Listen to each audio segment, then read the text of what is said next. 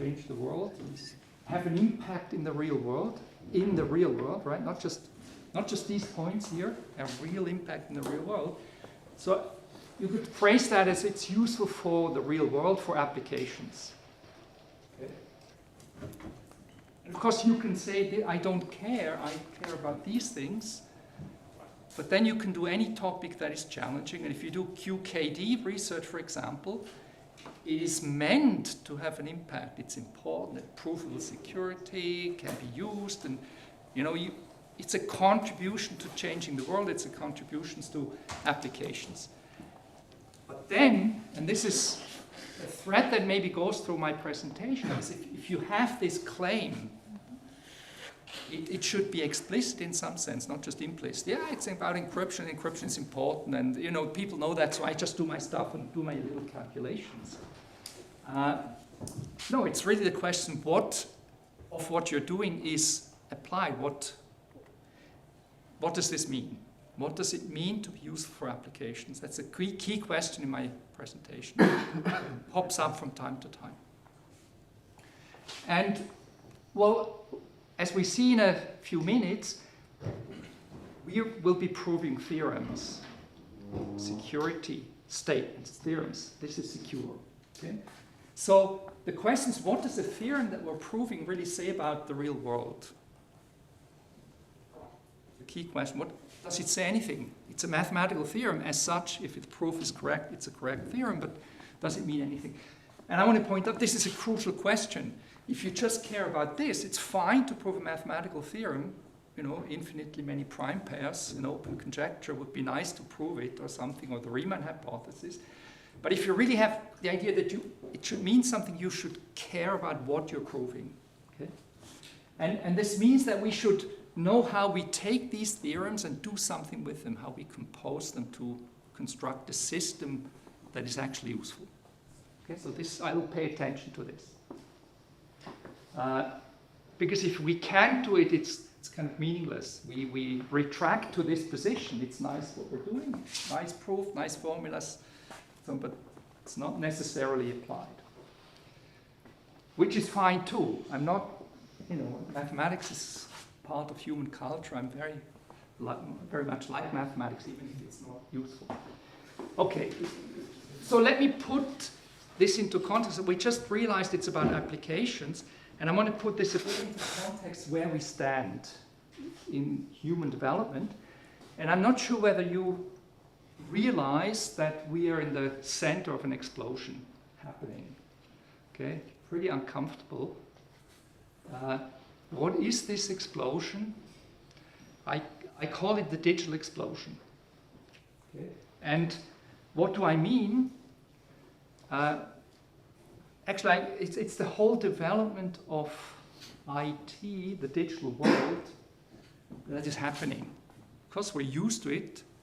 You're digital natives. You're much more used to it than I am, maybe. But actually, I claim, and I use the following term, we're in a digital crisis. And I mean it quite comparable to climate crisis, for example. Climate crisis was recognized 30, 40 years ago. It's coming, was denied, was ignored, but it was obvious to people who think scientifically. Today it's obvious to everyone and so on. And we have a similar crisis, which I call the digital crisis, which is the fact that, and this is again not really recognized. I've talked about this, in IT context and so forth. What are you talking about? It's all working fine. We great business and so on. But the point is, we don't master the technology we've created. It's a disaster. It's terrible. It's a catastrophe. It's a real digital crisis. We see the symptoms of it everywhere. Right? Systems are breaking down. The Russians are having impact on elections taking place. Bitcoins are being stolen or whatever. It's everywhere. But these are only the tiny little symptoms of a real crisis. And of course, we want to contribute to the solution. That's why we're here. We want to a little part of the solution. Right? That's why I put this in a little bit in context. What are we doing? What is the mission of cryptography? And as part of that, QKD. And I'd like to take a little perspective on the history, on the development of IT and the security field. So, first of all, we have to recognize, because this may come as a bit as a surprise, I describe it as a digital crisis, but we have to realize that the development of where we are, the digital world, the gadgets we're using, was very much ad hoc. Right? It's an enormous development, which if you're at the point where we are and you look back, it seems very natural. Right? We can use all this stuff, it's working, the internet is working. Where we are looks like where we should have gone from the start, but it was a trajectory in a tree of options, and it's very arbitrary where we've arrived. Okay. And this one has to realize there would be other options. There would be the option of a world which is much more secure, where systems don't just simply break down all the time. Okay? There would be the option.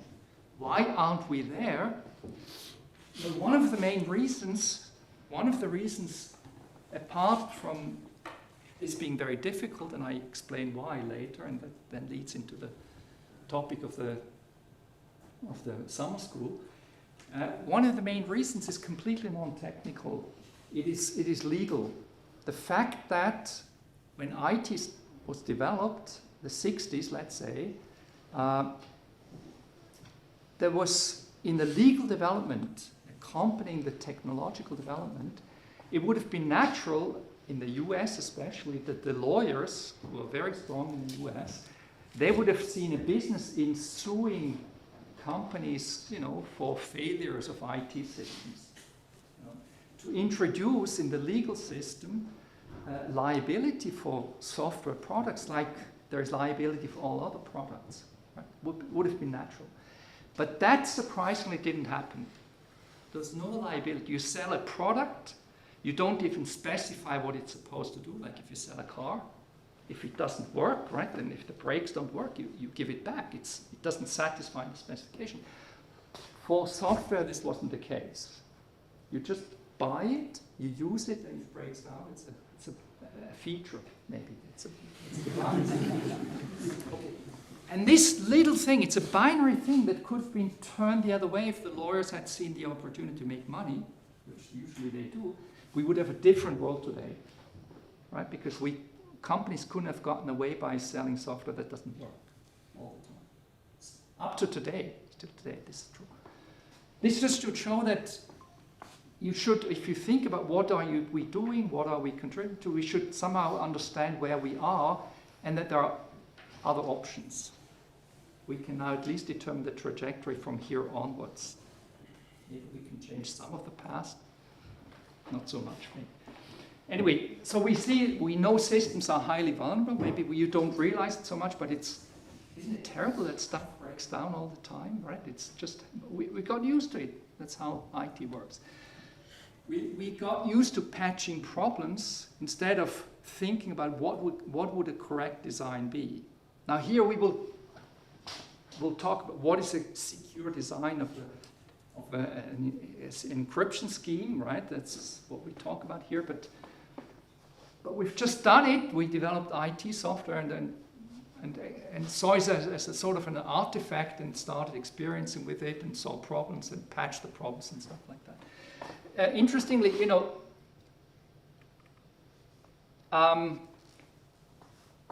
if you study information security, it's a hot topic somehow.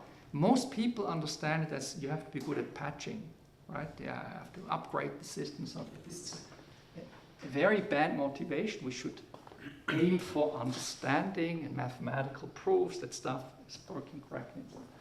That's what we should be doing. There's a significant gap between science and practice here, much more than, for example, in nuclear power plant design, which is very scientific because people realize they shouldn't break down. Here it's quite different. Moreover, there are national interests involved. If you talk about airline security, not IT security, most people are aligned. They want secure airplanes. Right? But if it's about IT security, there's an interest, not only by secret services, also by us in some sense, that we can prosecute terrorists, find terrorists. We want to break their systems. But not my system, but the terrorist system should be insecure. How can that be? So, but this hinders the global design of an absolutely secure infrastructure, because there are legitimate and non-legitimate interests in keeping systems insecure. This is stopping security from prevailing. And then also there's a paradigm shift in this digital world from physical objects to digital objects, and that's a paradigm shift that's not so well understood. How do we protect digital objects? What is a digital object in the first place? I could give a talk about this alone, but I will not do that. This is not, you want to see formulas, right? Not philosophical discussions. All right, so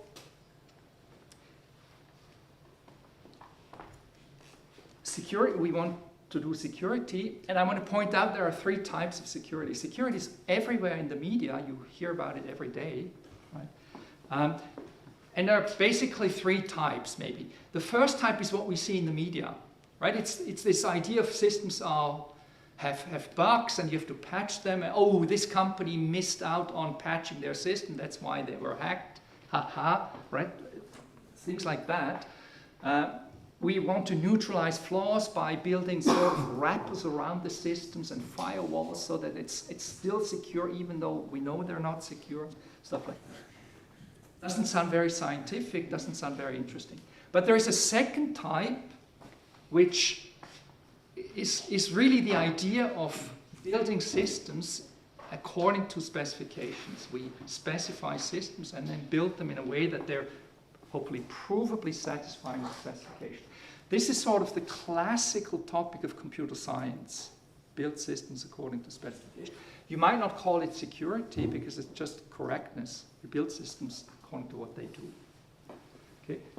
So what remains, and where is QKD located in this space? It's in the third type. Okay. And the third, I'm not talking about the dilemma time. By the way, skipping lots of slides. I have many more slides. I will adapt. Please also ask questions. I will adapt and skip slides. So the third type, which is actually the mission of cryptography, is, and I describe it as the construction of virtual systems. While classical computer science would be about the construction of real systems, a computer system which doesn't fail, which does exactly what it's supposed to do. Okay? And do that in full. Cryptography is about the science of building virtual systems. I say more about it. A system that is not programmed as such, but still it does.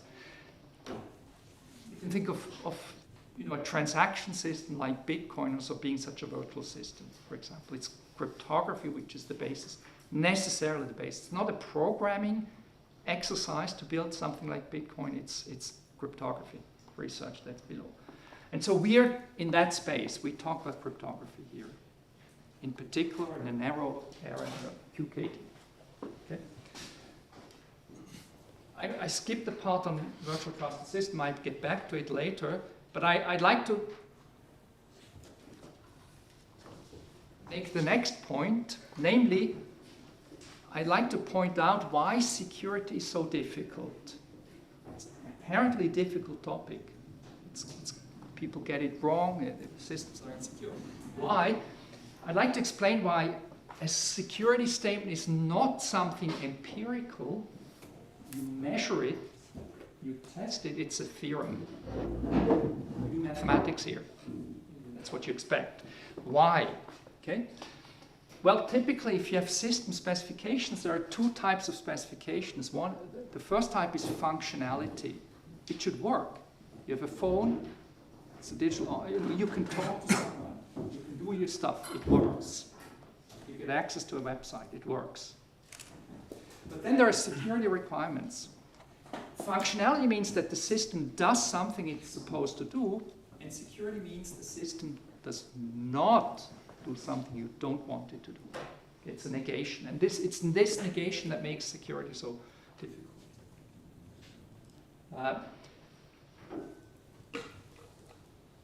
not do something. Humans are also not trained to think in these terms.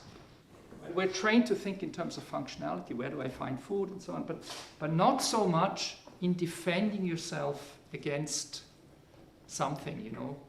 Maybe in history people have always been in wars, and hence they had to think in terms of a mode where, you know, the adversary should not be able to break into my castle. How do I build my castle so they can't break in? But it's not the usual way of thinking. You see functionality, but you don't see security because there is this negation. I'm doing an example here, encryption, right, which this school is about. Functionality means that if you know the key of, you know, you can decrypt. It works. You can decrypt. Security means, in some sense or another, if you don't know the key, if the adversary doesn't know the key, he or she cannot decrypt. It's this negation. This you can test. You just test your device. Does it work? This you cannot test. It is intrinsically a mathematical statement. It's a theorem. Right? One that cannot test this, you can only define security. And once you've defined it, you can prove it mathematically. There's no option. Okay. This is key to understand, so that we understand why we talk about theorems here. But what is also clear is that it very much depends on how you define security. And you can define it in a way that's meaningless, but have a fantastic proof, beautiful proof, but it doesn't mean anything. Relates to the first slide I showed. You know, what are we doing here? It doesn't have an impact. Is it useful or not? So the question is, which types of theorems are we proving? Theorems are not just theorems. Well, mathematically speaking, they are. But okay. And let me start with an example that is directly related to the Sun School, and it dates back to the year 2000, roughly. And that was when a physics student came to me and wanted to do a PhD in my group. Quite surprisingly, physics student was a PhD in computer science. It was actually Renato. And okay, what do I do with a physics student? I said, well, there is this new field, quantum cryptography, quantum key distribution. Maybe, Renato, you recollect these first days differently. I describe, you can then say how you remember them, but I describe my recollection. So I asked Renato, hey, theorem, quantum key distribution is provably secure. And there are these fantastic theorems already back then and so on by famous people. And of course, Renato will talk about these things. I will not talk about quantum. In my talks, there will be no quantum physics. Let's look into this. Okay, you're a physicist. Because there is a second theorem that's easy to prove, and actually we will prove it here. Just a little thing. One-time pad encryption is a good type of encryption. It's proofly secure. And of course, everybody knew that you would use your key from key distribution and then use it in one-time pad encryption. Then you have a secure, proofly secure message transmission system. A key alone is not good enough. A key is useful, but you want to use it for something. So there is a corollary that says one-time pad encryption with a secure quantum key is secure. Right? Because this was implicit. Because you would use, that's why you do quantum key distribution, because this is implied. And I asked Renato, or we asked ourselves, why is this the case? It seems like a stupid question. It seems like an absurd question, right? I mean, this is why people are doing it. So there should be a simple answer. And the shock was to us that it was wrong. Simply wrong. So this is an example of theorems that are beautiful but mean nothing. Okay?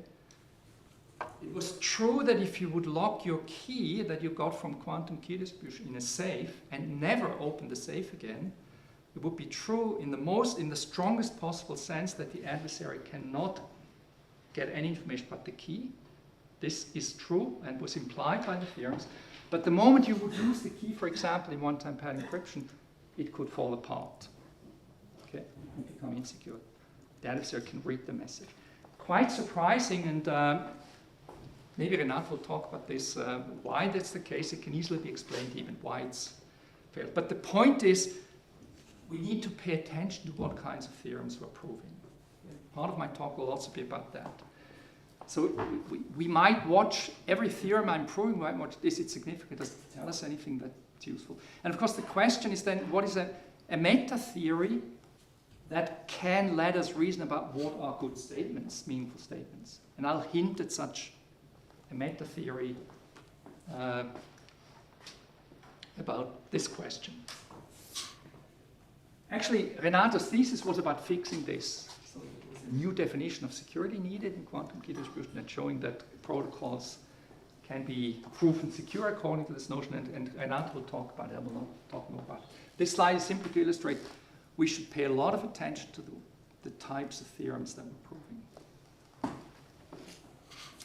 Before I really start with more technical stuff, I want to point out something that's not obvious to many people, even scientific people, science people, the fact that computer science is a foundational science like physics. I understand it as such. It's not this engineering science of programming stuff and building complex systems, it's fundamental science. Physics is about understanding the concepts of mass and energy and space and time, and computer science is about understanding information. What is information? Still not understood these days. What is computation, for example? Quantum computation was a huge change in that question. What is computation? And so on. What is knowledge? What is learning? And like other disciplines, like physics, I could show a picture of Einstein, everybody would know Einstein. We also have grand ideas and ingenious scientists. We see some of the ideas perhaps, but moreover, computer science is a catalyzer of all sciences. It enables all sciences. In earlier times, there were sort of two pillars of science, theory and experiment, and they would play back to each other, somehow like in physics. But now there is a third pillar, simulation, for example, based on computer science. So computer science is not just this, a little engineering discipline that helps you do something. It's a fundamental science itself. That's how I see it. Well, here are a few famous people from computer science that generally people don't know, but you might know. I will not invent of modern cryptography here. Diffie Hellman zero knowledge proofs. I might talk about them perhaps later.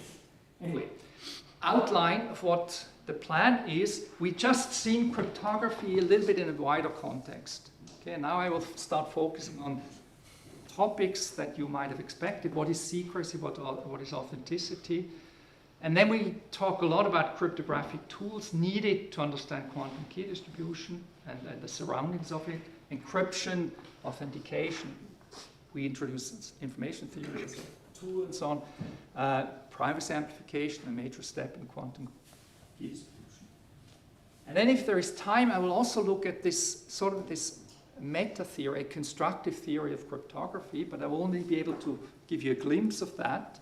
It's also not finished. And if I have time, I would, which probably I don't, I would look a little bit deeper into stuff and perhaps even talk about zero-knowledge protocol, which is something cool, but not closely related to QKD and so on. There are other topics in the field of information theoretic security. Information theoretic here stands for not based on computational assumptions, like factoring. That's what I was asked to talk about here. So these would also be topics that fit into there, but there will be no time probably. So we'll see how far we get. I can easily skip parts. I adapt myself to you. So please stop me at any point where you have questions. Secrecy and authenticity. What is this about? We talk about a communication channel from A to B, Alice to Bob. And as we can see, it has two endpoints, right? Input and output. And there is an adversary somehow in our that can read the traffic that is sent or possibly inject messages. Okay? And because there are two endpoints, there are two security goals, secrecy and authenticity, where secrecy means the output is exclusive and only B can read what has been input. And authenticity means, and I can symbolize that by a bullet here. So the channel is such that the output is exclusive, it's secret. And if the input is exclusive, we call it authenticity. It's not secret, but it's clear only Alice could have sent the message. Okay? And we need authenticated channels in QKD, and that's why we'll talk about authenticity, how to get authenticity. And a secure channel would have both properties. That's the final goal. We want a secure communication channel from A to B. Hence, one could introduce symbols like these of the objects we would like to obtain. This is an insecure channel. This is a confidential channel which is not authentic. This is an authenticated channel. This is a secure channel. And actually, there's another symbol I introduced. This is secret key. So the goal of QKD is to construct a secret key. Okay? And we will take a viewpoint in which we, rather than talking about a scheme, like a cryptographic scheme, like an encryption scheme, and its properties, is it secure, we will take a mindset in which we talk about constructing something from something. Okay, so our goal is to construct a secret key. That's the goal of this summer school, basically. Okay. But there are other tools needed. For example, often not told, you will need an authenticated channel between the two people agreeing on a secret key. And the question, where does that channel come from? We'll talk about it. So let's talk about encryption. First tool, symmetric encryption. The idea is Alice and Bob share a secret key, okay, and it's somehow shared. There's maybe a secure channel. They somehow managed to have a secret key in the first place.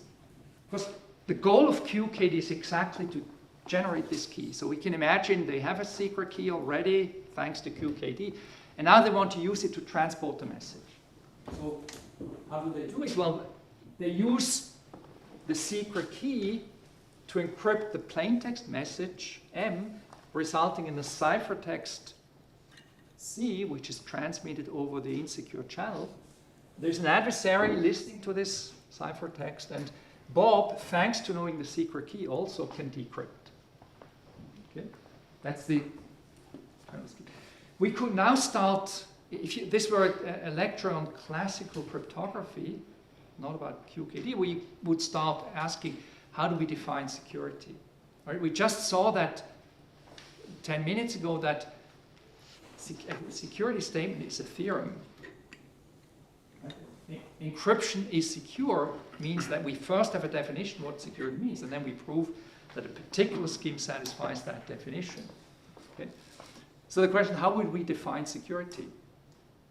And this is already an open question that you'd find many different definitions of security.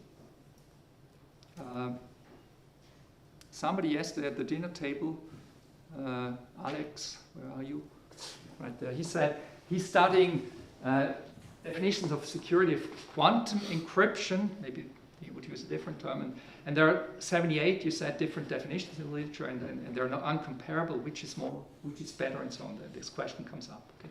So discussing how security should be defined is already a question that would, you could have an entire course on in some sense. I might get back to it later, but this is not the topic here. The topic is we want to have information theoretic security. We're not willing to make computational assumptions that, for example, factoring is hard or something like that. And there is such a scheme, as you know. Sorry, I have to go back here. As you all know this is a one-time pad, right? One-time pad encryption is provably secure against an all-powerful adversary. How does it work? It's extremely simple. You encrypt every bit by adding a key bit. And the important thing is the key is not reused. It's one time. Okay? Because this is wasteful. You need a lot of key. But this is what you have in mind if you do quantum key distribution. You generate key all the time, continuously, and the key you've generated you can use to encrypt using one-time pad encryption. So this is provably secure. And it's actually very easy to prove. We can question that proof in a while, but it's easy to prove that if the key is uniform, then the ciphertext is statistically independent of the message. It doesn't give any information about the message. I'll prove that in a little while using information theory. It'll be an example of applying information theory to prove this. But you can prove it directly. It's just very easy to show that this is statistically independent of this. It's uniformly random no matter what the message is, because the key is uniformly random. Easy to see. Okay. So the goal of encryption is to do the following. And I introduce this way of thinking that I say the tool here, symmetric encryption, the purpose is, let's make it explicit what its purpose is. The purpose is, if we share a secret key already, and we can later discuss how to get it, for example, using QKD, and we have an authenticated channel, we can construct a secure channel. That's the idea. That's the mindset in which we're in. We construct something from something weaker. We construct something very useful from something weaker. It's a paradigm that we'll investigate a bit more later. Okay? How do we get the authenticated channel? We can do it also if we have a secret key and an insecure channel where the adversary can insert stuff. We can do it using message authentication codes. And because we need this channel for QKD, right, we pay, well, we spend half an hour or so on this question, how do we construct an authenticated channel if we already have a key? And in the QKD context, you would then say, well, once we've generated key, I can reuse part of the key in the next step to do this authentication. So I generate a bit more key than I actually need for encryption, and the rest of the key I can reuse. So this is how it would appear in the QKD story. Okay? This applies to computational information security. Computational security is based on computational assumptions. In some sense, they're actually not different, but I might say more about that. So let me introduce the first tool, mathematical tool. Who knows Shannon's information theory? Who doesn't? In these questions, usually there is it's not the complement, but anyway.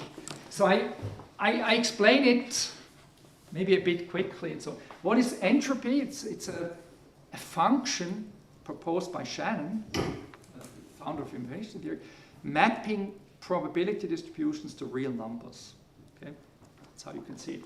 In a way that should be significant for applications, and not just some function that can be studied by mathematicians. So this is the function. You have a probability distribution. You sum over.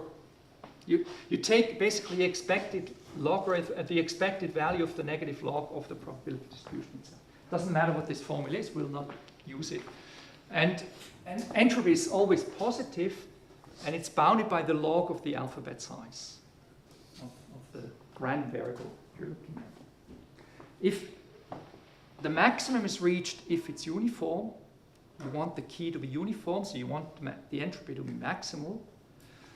It's 0 if there is one value that has probability 1, meaning that the value is known, there is no uncertainty, then the entropy is 0. So you want to drive up the entropy to maximum. Okay? Here are a few examples. If you have a distribution over 4 values, each with probability a quarter, you would have 2 bits of entropy. The log, the negative log of 1/4 is 2 bits. If it's a bit skewed like this, you have less than 2 bits of entropy, obviously. If it's very close to uniform, it's very close to 2 bits, and here's another example. Okay?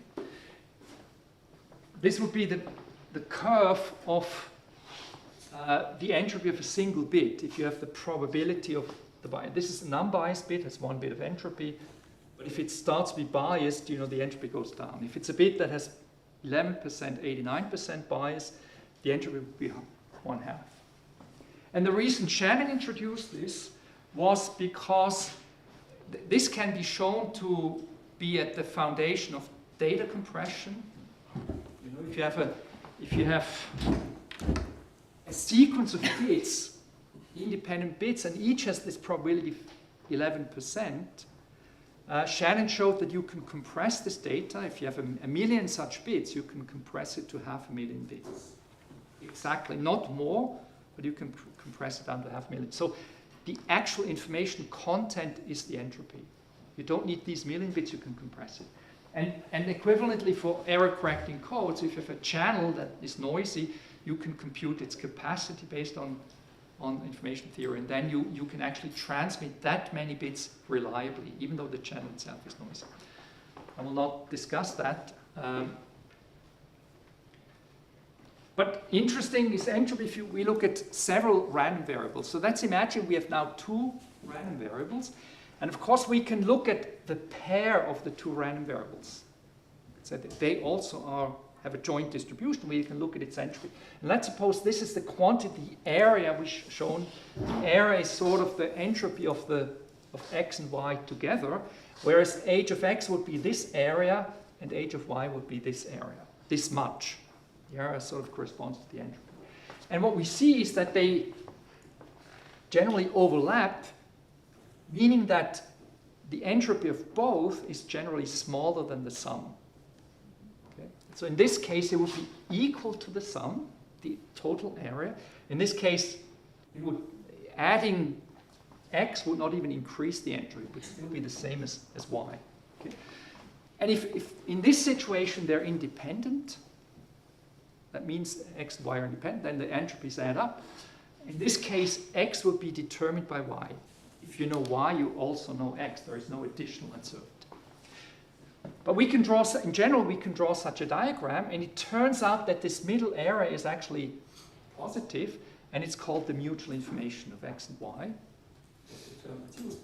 And these moon-shaped areas, this is the entropy of x conditioned on y. How much uncertainty do I have about x if I knew y? It's this area here. We can, by the way, all quantities that appear now in what we're doing can be just expressed as sums and differences of joint entropies. So in this case, this middle area is the sum of both minus the entire area, gives you this area. Okay? So we can go on to 3. This will be needed to understand encryption, one-time pad encryption, and so on, to understand, to prove the security.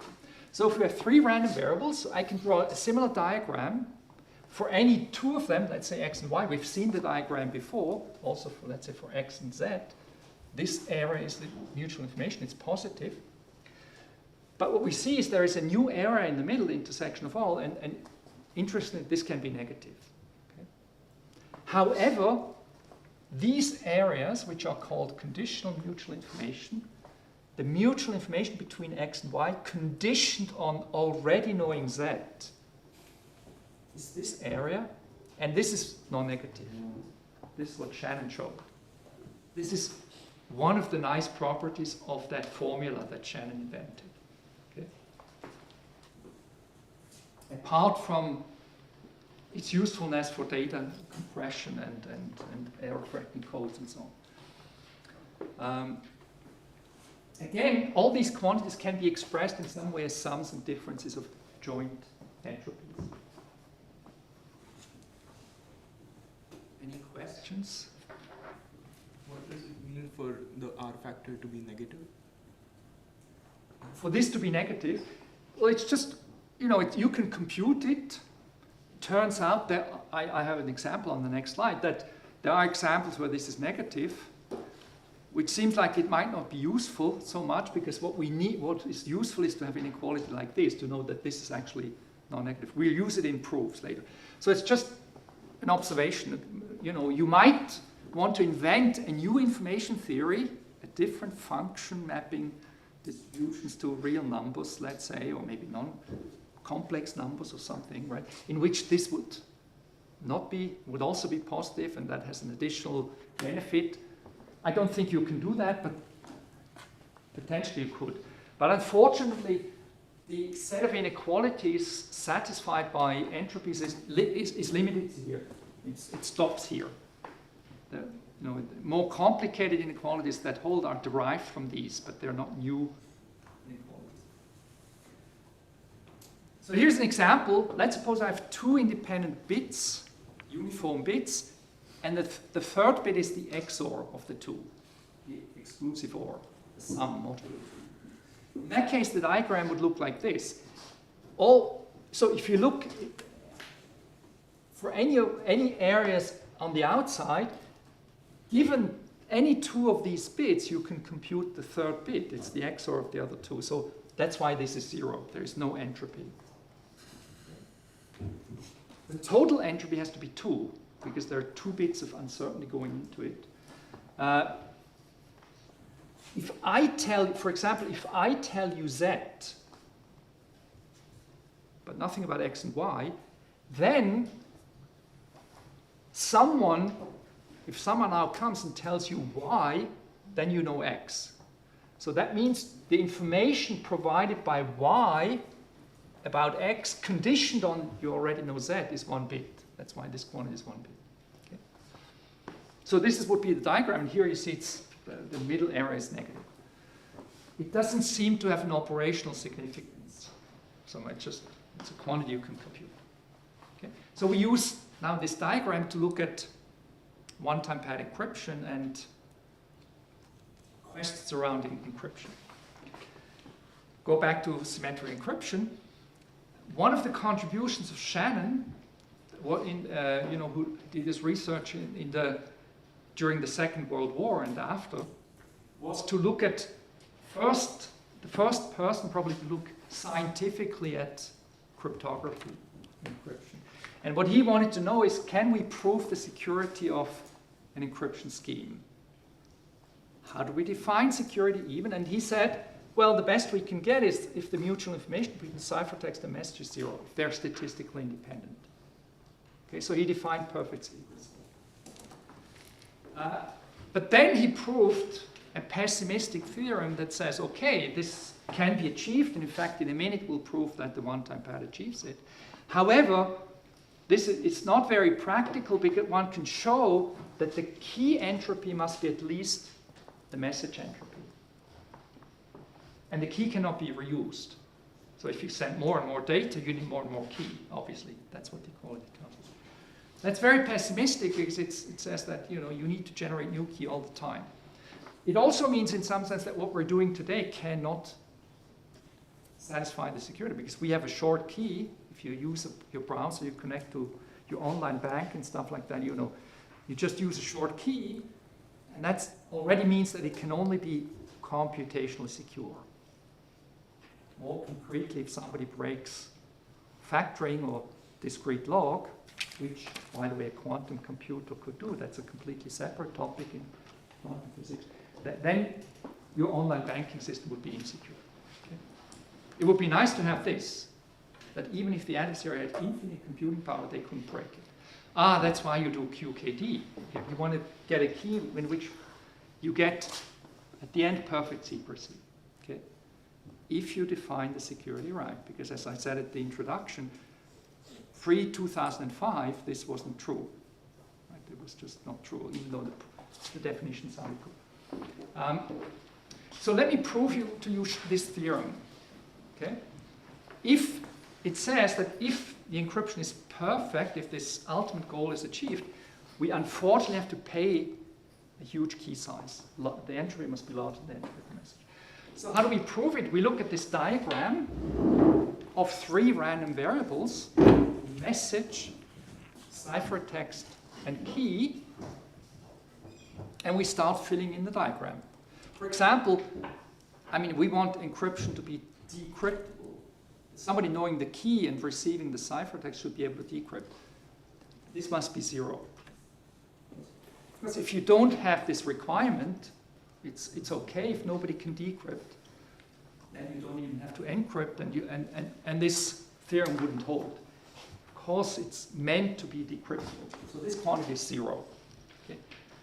Key and ciphertext together determine the message. There is no entropy left. Okay. We also observe that this is a mutual information, this area between message and ciphertext, and hence it is greater or equal to 0, it's positive, and that means that actually we want it to be 0, right? Perfect secrecy, and this means simply B is minus A. I is also non-negative, so B, as we see, is generally going to be negative. Okay? But we can conclude that from the condition that it should be perfect. That means that because this mutual information is also non-negative, it means that C is at least A. This is 0. This is at least 0. This means C is at least A. Okay?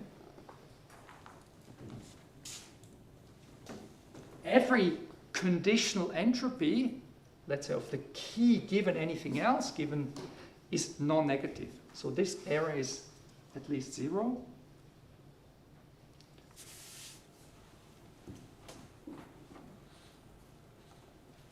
Right, okay. And I'm done. I just have to summarize what we have now on the diagram. I want to prove the theorem because we want to prove that the entropy of the key is at least the entropy of the message.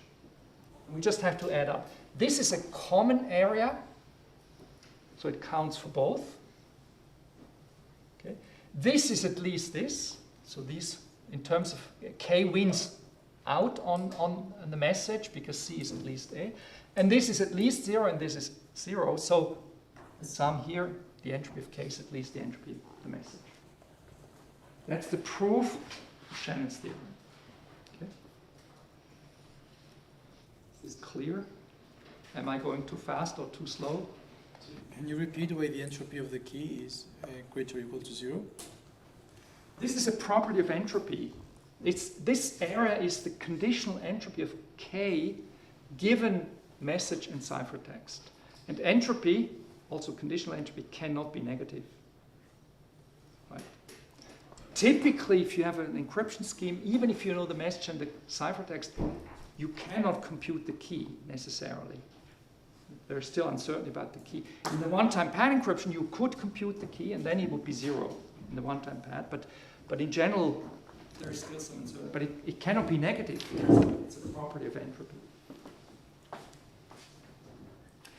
Let me do a second proof using information theory, and it's the proof that this one-time pad is perfect, satisfy this requirement. So you can use your quantum key together with with one-time pad encryption. I just have a remark, because some people may be confused about the statement that entropy is never negative, because in the quantum case, it can be negative. Sorry, okay, So this is a property of entropy of a classical random variable, but for a quantum system.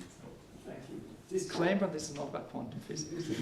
I'm not even claiming to be competent, although I need little pieces, right? Going back to, okay, let's prove that the one-time pad is perfect, because you want to use one-time pad encryption, so we want to convince ourselves why it's perfect. So we again do this, and in fact it's true for every message distribution. It's the meta theorem. No matter what you encrypt, it's perfect. How do you prove it? We again draw this diagram and fill in what we know. The first thing we know is that the ciphertext should better be determined by the message and the key, right? At least if encryption is not randomized. If it's randomized, there would be the additional randomness going into it, but here you can compute the ciphertext from the key and the message. Just add them, one-time pad encryption. The message can be recomputed. I mean, you have to be able to decrypt. Yes, you can in the one-time pad. And in fact, we just mentioned before that the key is also determined by message and ciphertext. You just add them, you get the key. Okay? So we have filled in parts of this diagram. Then we assume somehow implicitly that the key is independent of the message. And that means that this error is 0. This is already a point where one should at least put the finger on, right? Because it's easy to say, I do quantum key distribution, and it's provable, and encryption, and they talked about it. So you should always, that's sort of the bottom line message of what I'm explaining, you should always ask, what am I doing here? Is it meaningful? What am I proving? And this is a requirement that you typically don't realize, right? That you are assuming message is independent of the key. Of course it should be, but somebody has to tell you. If you want, for example, to encrypt parts of the key to send it to someone, you have a problem. And you might say, well, you would be stupid if you would do that. That's kind of intuitive. No, we should have a theory in which you cannot make mistakes, like this, for example. So that's why I should point very strongly to this. Keep this in mind. Don't encrypt something that is related to the key, because then the proof will break down. Okay? And the general question is, how do we keep track of all these? But remember that we have more buts like these. Remember that this could go wrong and so on. Okay? It's not good, because these buts get in our way at some point, and then one of these buts was, as I mentioned, an author thesis that there's something wrong with quantum key distribution at that time. But what can we use it? Does it mean anything? I will get into some of these buts later.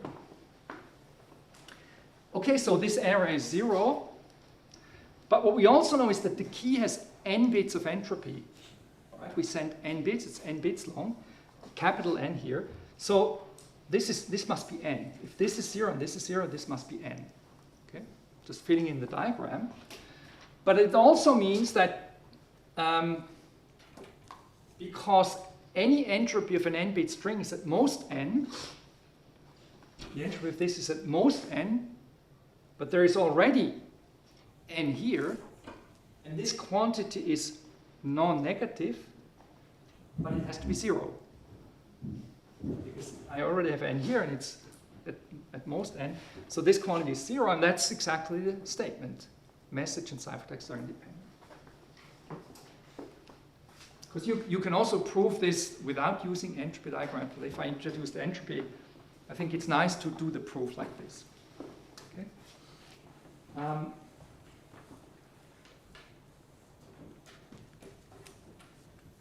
Right.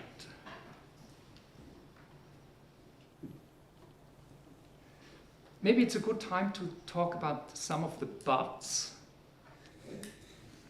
We have one-time paired encryption, it's shown here. I've just demonstrated that it's provably secure. So if you say, I don't have to care about this anymore, it was proven to me, it's a simple proof, actually, that it's provably secure. I just care about getting the key right, QKD. Have you done your job? Is it the case that you can now use this encryption and it will be secure? What are possible objections, possible buts at this point? Why should we be careful? Why is maybe this theorem not the ultimate theorem we would want to? That's why I showed my very first slide. This is crucially important. For me, this is the most important aspect in the sense of what we're doing, that if we prove something, it has a meaning.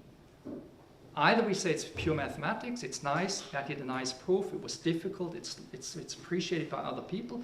That is all fine if your claim is I'm doing mathematics. But if you say I'm proving something for the real world, you should ask that question. It's a core question you should always ask in anything you prove. It's enormously tempting to write papers and papers. They get accepted because they're correct and they have an idea in them. But think carefully about whether your personal claim is they mean something. And that it talks about key generation or about encryption. That aspect alone, in the abstract it talks about it, is no indication that it means something. There's a meta question lingering here. What does it mean to be useful? Okay. That's the most fundamental question that has been bugging me for the last 20 years. I'll say a bit more about that. But anyway, concretely, one-time pad encryption, nothing better than that. How could it be criticized? What would the possible objections be? There are objections. Compromise the key. Well, of course, we make the assumption the key is secure. So, of course, if it's not secure, we have a problem. That's true. But we delegate that to the QKD people to give us a key that's really secure.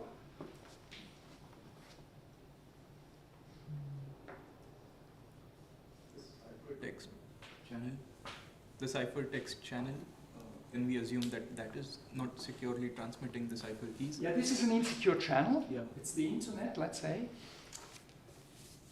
Can we use the one-time pad of the internet? Well, this theorem says yes. Okay. But does it really say yes? No, it doesn't. Actually, for two separate reasons.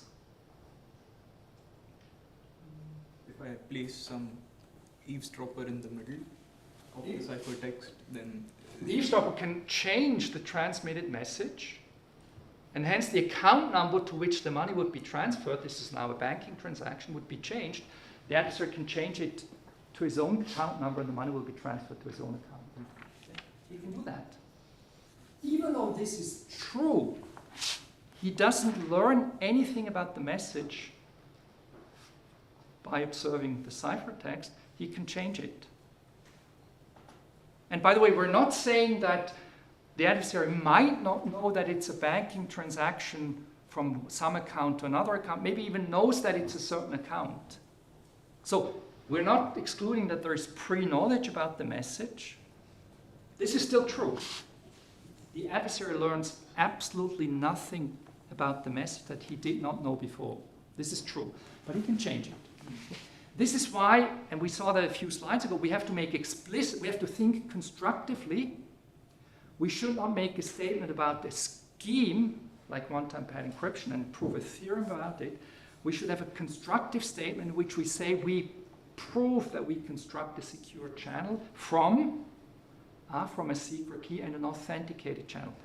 There, the assumption that we assume authenticity must be explicit and not just an afterthought, you know. But this demonstrates that just a theorem can fool you into, oh, I implement it immediately, I do it, and you forgot about authentication and it fails completely. Okay, so we took care of that, but there is another problem, and that actually affects confidentiality. I claim the theorem is correct, the proof is correct, but you don't get secrecy. How can that be? distribution of the key, maybe? The key is uniform, that's what we assume. Of course, we assume the key is uniform, that goes into here, right? Otherwise, it wouldn't be true. So it's very paradoxical. It's not secret. That can't be, right? That can't be. I'm really, I have the hat and the rabbit and playing a little bit, and you know, but it's true. You don't get secrecy. Terrible. So don't use it. But you thought you would use it.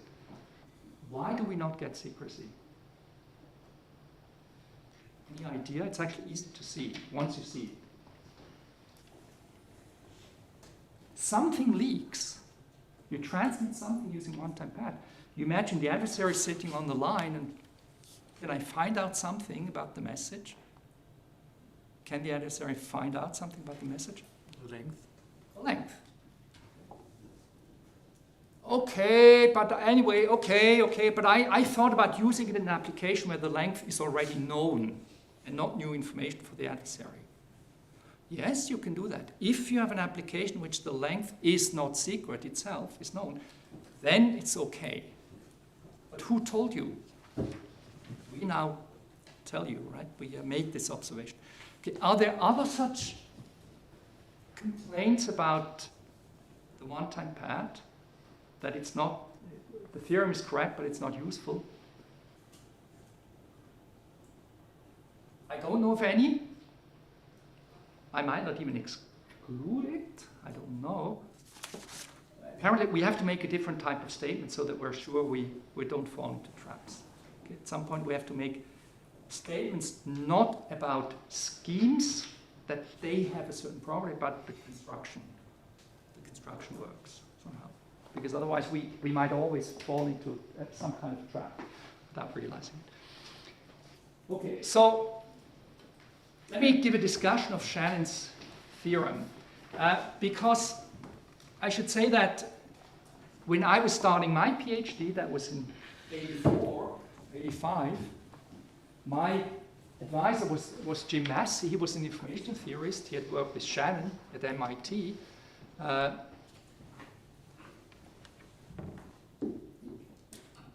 he came to ETH.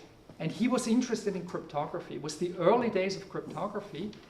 Public key cryptography, Diffie and Hellman, RSA, had just been around the corner a few years back. And Jim Massey was the person who actually invited the Diffie-Hellman paper, the first paper on public key cryptography, to the information theory transactions. That's why that paper appeared in the transactions on information theory. In any case, there was this interest about cryptography, and I was fascinated by the person. He was a professor, was very different from other professors. At the time I wanted to do a PhD with him, and he said, okay, I have a topic for you. You find provably secure cryptography. We know that people had struggled, you know, there was RSA, there's always a computational assumption, which we now know quantum computers would actually break, and so on. How can you do provable security? Okay, and so I want to explain a little bit what I tried to do then, because there was this theorem by Shannon, which said, forget it. I mean, of course you can use the one-time pad, but then it's not practical. You need key all the time, right? What could I do? Because I could have gone into QKD as you do, but I didn't do that, and I was not a physicist, so I tried to do something else. Push information theoretic security without computational assumption as far as it could go. For example, one model I proposed, I will not talk about it, is the so-called bounded storage model, in which you would say we don't assume that the adversary is computationally bounded in terms of the amount of computation he can do or she can do, but in terms of memory, only memory. So the adversary can do infinite amount of computation, but the memory is bounded. Memory is physical somehow, you know. And then try to prove security in such a model. But I here talk about something else, namely how to, in this pessimistic view of Shannon tells us that forget it basically, you know, if you want perfect secrecy, you need secret key as long as the message. I wanted to circumvent that. Even though you can't, it's a theorem, but somehow. Okay? And for this we need to examine Shannon's theorem. Skeptically examine it. Okay? More generally, we need to examine impossibility results. What are they telling us? Should we immediately stop doing something? Because you can't do it, it's impossible. So stop doing it. Or should we maybe try to think about it and think about the impossibility? So, of course, if you prove something impossible, you should have general assumptions. If you want to prove humans can't fly without equipment, it's a useless proof if you say, you know, if their hands are tied on the back, they can't fly. You want to prove it that even if they can, in the most general assumption, they don't manage to fly, for example. So no obvious modification of the model should invalidate the impossibility result. If that's possible, then the result is not meaningful. Okay? So for example, randomization should be allowed. We didn't talk about randomization. It should be true that even if for the encryption, you're allowed to use a randomness that goes into the encryption, not shared with the receiver, but fresh randomness, the theorem should still be true, but it didn't talk about it. So we should have a theorem that talks about it, right? And maybe if it's possible using randomness, we should do it. Okay? interaction should be allowed. We have the internet, we can talk back and forth insecurely, okay? But Shannon talks about sending a message in one direction. It doesn't talk about, but I could get a reply and then reply back. So it's like a theorem that talks about if our hands are tied in a particular way and the feet are tied too, then you can do something. But that's useless. We have free feet and free hands. Also, the world is noisy. Communication channels are noisy, as we know, and that should be taken into account. And that was my starting point, because I didn't do this kind of reasoning, this sort of the retrospective explanation, but the question is, if we realize that the world is not as implicitly postulated in the theorem, can we do better? And this is what I came up with. So first of all, we have Alice and Bob, and I'm not talking about encryption here, I'm talking about generating a secret key, the problem that QK usually solve. And of course, once you have a secret key, you can use it using one time. So Alice and Bob are connected, they can talk back and forth. I include it in the model. And I would want that they generate a secret key, S and S prime, that they, of course, the key should be equal, they should have the same key. And I would hope that the adversary sees the entire communication, that the secret key is independent of the communication. This is the goal. And the question, is this possible? At least this is what one would have expected, let's say, from Shannon's theorem. It should say, even if you talk back and forth, you can't do it. And in fact, it's true. You cannot generate a secret. Not so unexpectedly. Unless you have a quantum channel and authenticated communication, you will not get a secret key. Okay? Not surprising. So are we done again? No.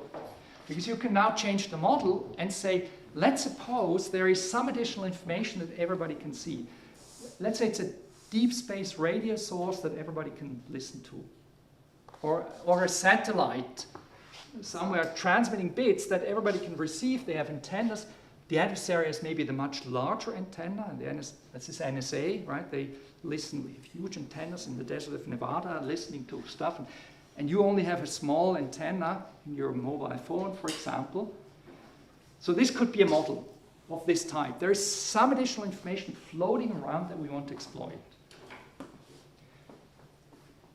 Hopefully, which under very weak assumptions, assuming that the adversary knows almost everything, huge antennas, and Alice and Bob almost know nothing.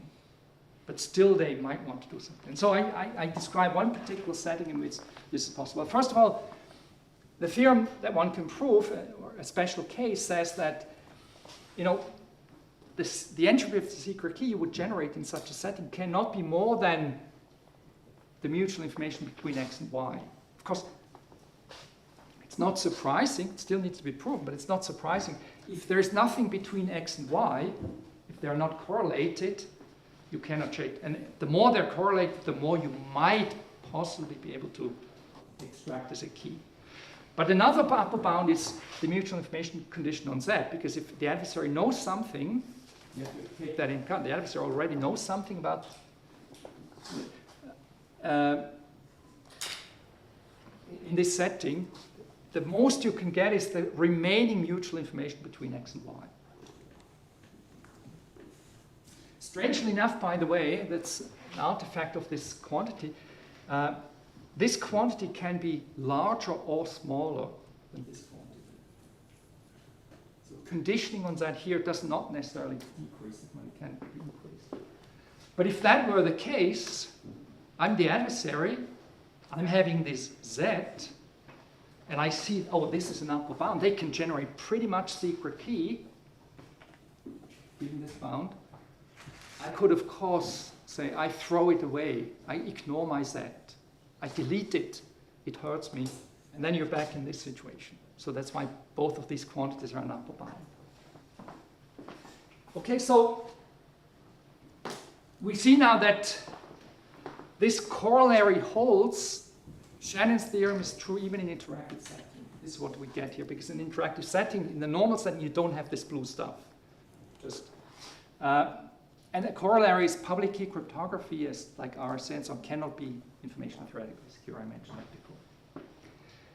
Okay, so let's do information theory. The way we used to do it, you say, okay, let's suppose we have some kind of setting, X, Y, Z, and let's suppose we have a small setting, but repeated many times, n times, like a noisy channel, and I have n uses of the noisy channel or something like that. And in particular, we can simply assume it's a bit. A bit is sent from a source somewhere, and each party receives it over a noisy channel. So epsilon A is the error probability of Alice, epsilon B is the error probability of Bob. Bob gets Y, I, Alice gets Xi, and the adversary gets Zi through a channel with epsilon E error probability. Okay? So that's the setting we now assume and want to investigate. It's this setting, it's, like there are bits being sent, and the adversary maybe has the much better channel than the other two, and so on. And these channels are independent. Okay.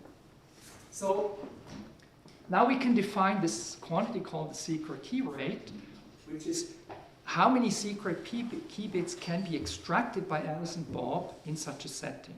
And it depends, of course, on that joint distribution, which is repeated many times. Okay. It's a quantity of that. It's a pretty fundamental quantity, which is actually, interestingly, not well understood. If you wanted to do some research in classical information theory, that would be a topic one could look into. What is that quantity? How do you compute it? What is it? One can actually show that it is bounded by, in the following way, by the difference of what. Now if we put ourselves into Alice's shoes, Alice knows X. And the question is, how much does Bob know about my X, and how much does the adversary know about my X? Then the secret key rate is bounded by the difference of what Bob knows about my X minus what the adversary knows about my X. From below, this is a positive result. If Bob knows more about my X than Eve does, I can exploit it somehow, and symmetrically. Okay? On the other hand, we have upper bounds, following from what we said before. You cannot get more than the maximum of these quantities now. So let's look at the setting that we described before, where there are these binary symmetric channels. The diagram would somehow look like this. Suppose that Eve's antenna is 1,000 times larger than Alice and Bob's antennas. Then this means that X and Y, let's suppose the error probability on this channel, if it were 50%, the channel would be useless, right? The output would be independent of the input. So a 50% error rate is useless. Let's suppose it's 49%, and independently for Bob. Then this diagram looks like this. There's a tiny, tiny, tiny little overlap. You cannot get more than this, tiny little overlap. And now you look at Eve. Eve maybe has only 0.001 bit error rate. Almost perfect reception of the source. A very tiny little error rate. Every once in a while there is an error. Okay? So the diagram looks like this, or in more extreme form, where the remaining little, tiny little part is very small there. Okay? That would be that quantity. And the question, can we get secret key? And the answer is, interestingly, yes. You can extract secret key, not at a higher rate than this, but this is a significant quantity. If there's a million bits being transmitted, you can still maybe extract a few bits from that, and if you do it continuously. This is non-quantum, this is classical. The secret key is always positive, unless it is obviously impossible, because the adversary knows the value, the error rate is 0, or one of Alice and Bob have no signal, they receive complete noise, independent of the source. Otherwise you can do it, and actually even practically so. There are practical ways to do it, it's not just a theoretical idea. Okay? But I will not the purpose is now not to explain this. I just wanted to show that, very generally speaking, if something is impossible, you should somehow question it. What is the deeper question behind it? Can we still do something? And of course, in the real world, we do have noise. Of course, you have to make assumptions about the noise. And maybe the assumption that they're all independent is too strong an assumption, one can argue. So you could weaken that assumption, for example. It's meaningful to think about what is the real world, how do we model it, and then prove something about the real world. The way this works is somehow like this. So if we put ourselves into Alice's shoes, Alice has a long string, right, received from the sun. And in some sense, Bob has some information, a small amount of information about that string. That's the green stuff here. And Eve has more information, maybe a lot of information about the string, but not complete. And now we proceed in 3 phases. The first phase is advantage distillation. We would somehow compress that string by a discussion, an authenticated discussion between Alice and Bob. So we end up in a much shorter string, Alice, but now with the amount of information held by Bob and Eve, respectively, to be changed. Eve knows less than Bob. If we're in that setting, we can do information reconciliation using error correcting codes and arrive at a setting where Bob knows the string of Alice, but Eve still has some remaining uncertainty. Doesn't know the complete string, but it knows a lot. Not completely. And now comes the last step which we talk about, because this is also used in quantum key distribution. A last step, the idea is, how do we extract this little piece of remaining entropy that the adversary doesn't know, so that we have a uniform string that only Alice and Bob know, and Eve knows essentially nothing. If we would show this in terms of distributions, here, as you see, from Bob's viewpoint, it's close to uniform. From Eve's viewpoint, it's less close to uniform, so Bob knows more, Eve knows more. After advantage distillation, it's reversed. Maybe this is not so clear here. So Bob has less uncertainty, has a less uniform distribution than Eve does. After information reconciliation, Bob knows what Alice's string. There is a single value with probability 1, close to 1. But Eve still has some uncertainty, right? But the distribution is far from uniform. We compress further using privacy amplification. At the end, Bob knows the string, and Eve has essentially uniform distribution, knows nothing about the remaining string. This is the last step in quantum key distribution, where you purify basically the adversary's information. You eliminate it, in a certain sense. And we talk about that. Any questions?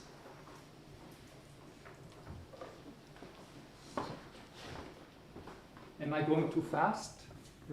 Probably just because. But in the last slide, if it's left with a certain sets of possible key which are uniformly distributed.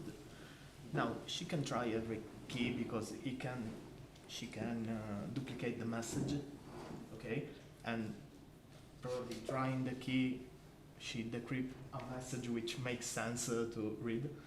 Okay, good, very good question. There are no stupid questions. And you could have, the question is somehow, can't Eve, even though she doesn't know the key, try all keys and get somehow and find out something about the message? And you should have asked this question, you could have asked it already for the one-time pad, right? Because in the one, it seems like you could do that. In fact, you can do it. Why doesn't it help? This is a third potential but against the one-time pad. And we try to figure out whether it is a real concern or not. But it shows that one can have legitimate concerns and should question every theorem. Does it really mean something? Or couldn't there be something like this? You have an answer to that question? Yeah, for the one-time pad, because you're doing an XOR bit to bit with the message and the key. If you tried every possible key to decipher the ciphertext, you would get every possible message. And so you don't really know which one's a good one. Sometimes there is there is a meaning in the message that can be recognized. Yeah, that's one. Yeah, if know the context of the communication, she expects something, so she can recognize some potential. Yeah, because Maybe- the maybe- vocabulary is made of words Exactly what and you said. phrases. Maybe- and so. Yes, Eve knows already it's ASCII coded text, right? It's not just some message, it has a certain structure, and she might go for recognizing that structure using your idea. And, You seem to argue against. Meta question, before we resolve it, what are all these concerns one can legitimately have? Maybe they're then eliminated and say, okay, it's not a concern, but you can have these concerns. We should always have these concerns. Are we doing something meaningful? It's exactly this question, right? Does the security definition mean something? And your answer, yes, you can do it, but you would try all keys, and then you get a message for each key, of course, and then you could look at the message, could it be in that one, and you would say, but I can eliminate all those which are not ASCII encoded text, for example, because I know it's text that's being transmitted and stuff, so I can get closer maybe and so on. It sounds like we might go into a quite complicated discussion around this topic, but if the definition was okay, we should not have to go into such a discussion, right? And indeed we don't. So we don't resolve your question by having a longer discussion about this, but I could then say, okay, he tries all keys, fine, and yes, he already knows that it's only ASCII coded text, so the other messages he will not even look at, but of course he now knows which keys are not possible, he gets information about the key. That doesn't hurt us necessarily if he gets information about the key. He just shouldn't get information about the message. So he's left with all these ASCII coded messages and he still has to decide which one it is. And now along this informal reason we could say, well, if he knew that beforehand, afterwards he still knows that it's ASCII coded, but he still doesn't know which one of those. Because you can take all the possible variants, including all the realistic variants. Yes. But it sounds like we have to go back and forth and do such an argument, and this would not be good. If we had to, we would have a problem, right? How do we resolve this question? But of course, the definition is good enough. It says, if the message length is fixed, we said that before, then what the adversary observes is statistically independent of the message. Okay? It gives no information, but it's statistically independent. Is this really convincing? Well, it sounds like we should really talk not about the property of a scheme like one-time encryption, which talk about whether the construction works. We get to it later, okay? But at this point, I could say the following, to do an example, which I'll refer to later again. Imagine you're working for NSA, and your boss tells you North Korea is using one-time pad encryption for their communication. You go to North Korea, tap that communication line, and bring back the ciphertext so we can analyze it. Maybe there is something in there, you can analyze it. What do you do? Quit your job? Well, you signed up for 10 years, you can't quit, so what are you doing? You're traveling to North Korea? Might be dangerous.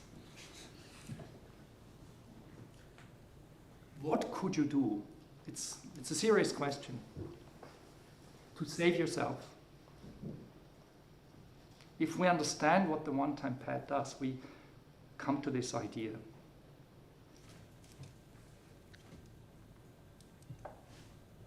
You don't travel to North Korea. Just generate random bit strings and Exactly. You flip random coins yourself, spend 2 weeks of vacation in the Caribbean, come back and said, this is what I, under heavy life threats, I was able to get, here it is.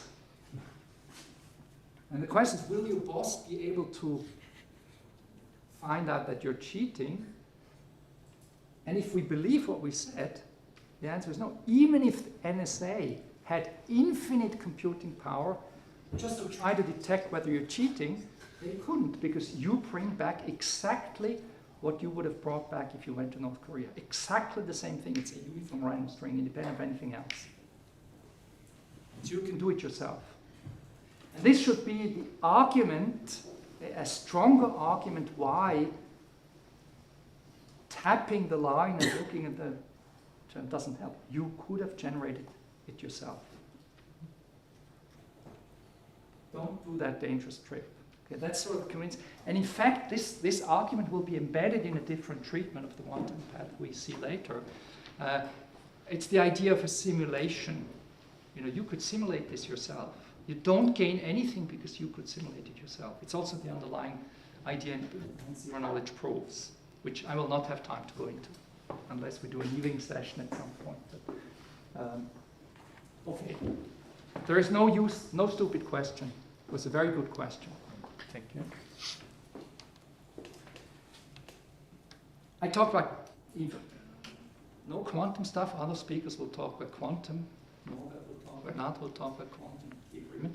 I talk about information theoretic aspects, tools that are needed in the context of quantum.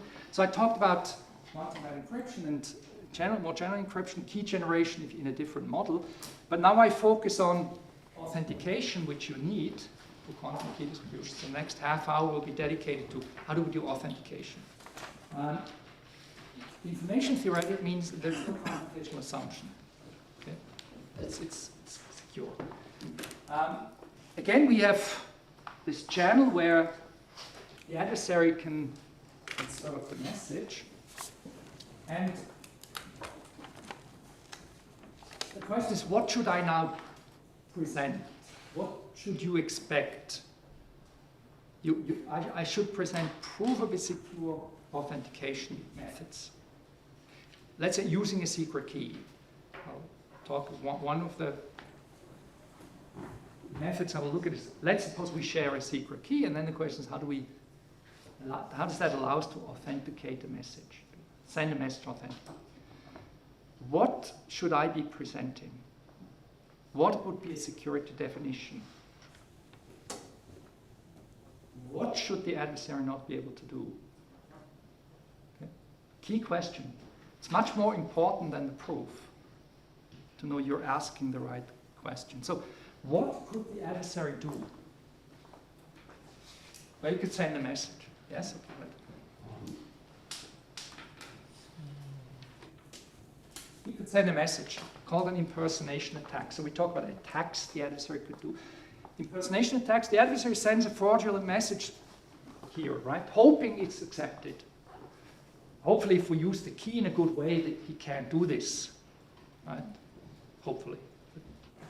We want to talk about it then. And the success probability for the best strategy, best message, we call it PI, probability of an impersonation attack. Should be small. Are we done? Will I now continue and say, I showed to you schemes for which provably the probability of impersonation is small? That's the more important question than the how. How would I do it?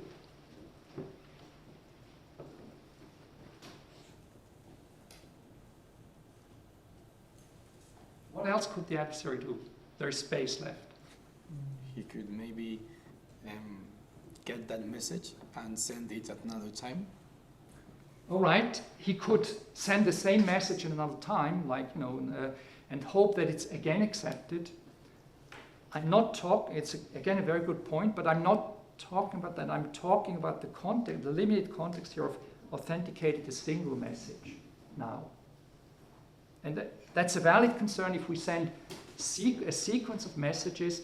How do we authenticate that each message arrives in the same order and so on? That's a topic I will not talk about here.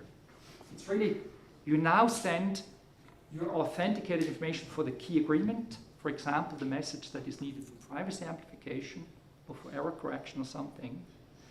And that should be transmitted authentically, and we understand it as a quantum. And the key is only used once. We use up the key. Next time we use a different key.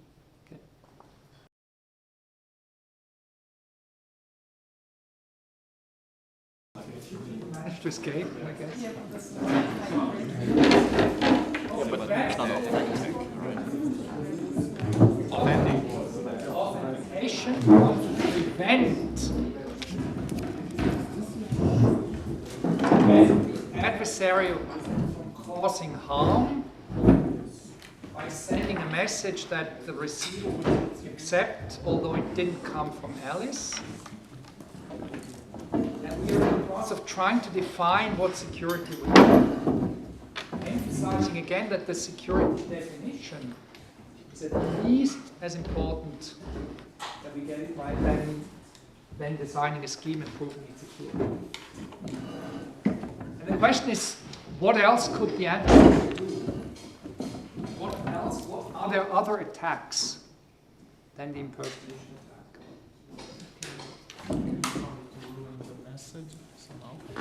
Right, so I think somebody mentioned it already before. I could wait for the message from the sender and then replace it, substitute it. It's a different kind of attack. Right? It's called substitute. By the way, remaining briefly with the impersonation attack, note that the probability is at least the message size of the message space divided by the size of what is transmitted, the ciphertext. Because you could choose a random ciphertext, and the success probability would be this.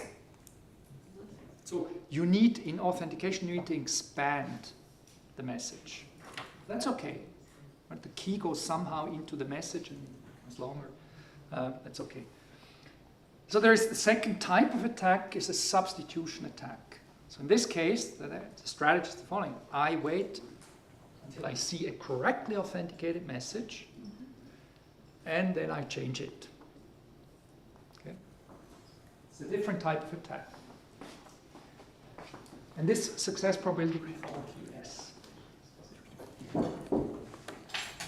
And obviously we want to prevent both attacks. If we forgot the second attack and just saw this, this would not be good enough. In fact, let's look at an example. So again, in summary, what we want to achieve, and I now describe it as a construction, not as the property of a scheme being information theoretical authentication. We want to achieve a construction in which we assume we have a secret key that Alice and Bob share, k-bit key, and we want to send a message over an insecure channel, the internet, but what we should obtain is an authenticated channel for L bits. L should be large, that's the payload of the message, and we already realize we'll send more bits over the actual channel than the L actual message bits. It'll be longer, okay, but that's fine. Insecure channels are cheap. Authenticated channels or secure channels are expensive. Insecure channels, they exist. Okay. We have to pay a few more bits. That's not. This is what we want to achieve. Okay? But how does this relate to the attacks that we saw before? That's not so clear. I could ask, is there a third attack? Maybe. There's no space left, so there isn't a third attack, but there could be. We had lots of discussions now where there were lots of buts. We might have a concern. I may ask the question, but I'm not expecting an answer. Or what could go wrong? But it's good to train oneself to ask these kind of questions. Let's suppose this is good. Yes? Maybe the attacker can just drop the messages from Alice. Good point. The attacker can drop the messages and Bob will not receive them. Okay? That's true. Well, it depends on the communication model, right? It could be that the adversary can't prevent the message from actually being delivered. It's a radio channel. You know, he can listen in. He can, once he receives something, quickly also send a message over the same radio frequency, and Bob is, doesn't know which one is correct or something like that.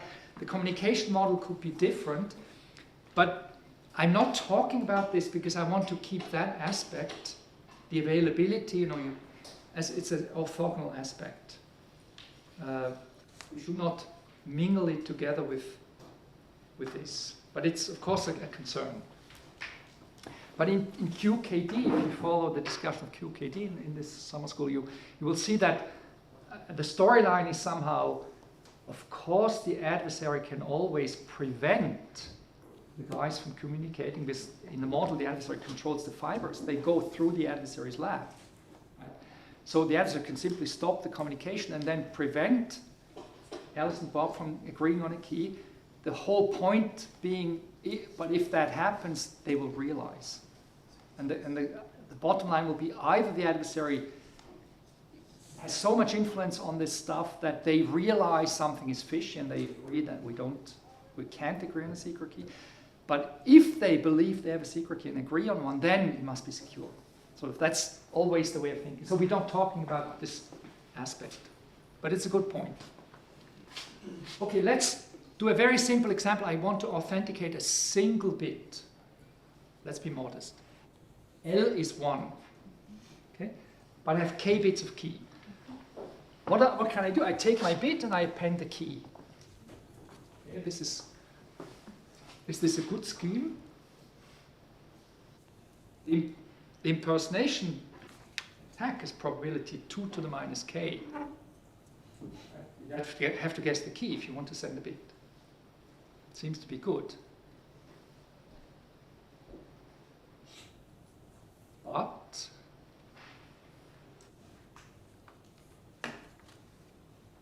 The substitution attack is...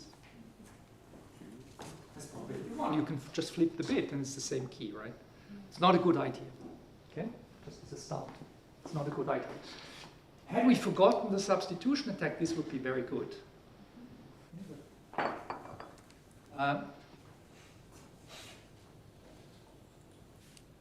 Okay, so can we do better? Here's another scheme. I again have a bit, a single bit, we're modest for the moment. I have a key and I split it into 2 parts of k over 2 bits. Okay? And if the bit is 0, I append the first part. If the bit is 1, I append the second part of the key. Is this a good scheme?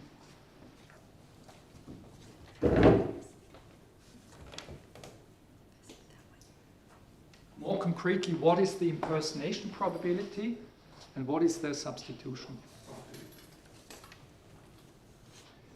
Well, impersonation, if you want to say it a bit, I try 0 or I try 1, whatever works better, you have to guess that key, right? You have 2 to the minus k over 2. If you saw a message, substitution, you want to substitute it, you have to guess the other half of the key. You have no advantage by having observed the first message. We get, it's a good scheme. Okay? Probability 2 to the minus half the key size. One question is, can we do better? That's a question we'll investigate now. Well, how could we try to do better? Longer message, obviously, a single bit is not much, right? And better use of the key. Better probabilities. Let's first look at longer messages. Let's be modest. I want to authenticate now a ternary message. 3 options. There's a 2 now. Okay? And for the 2, I observe a trick. Now the first trick, I put the XOR of the 2 bits. And this also works, because if you've seen any of the messages, if you have to guess the authenticator for any other message, you have probability 2 to the minus k. Okay? So we've seen a minor mathematical trick to improve the message size. Not even 2 bits, just a ternary message. Okay? Can we do better? Yes, we can. I can use finite fields. Who knows finite fields?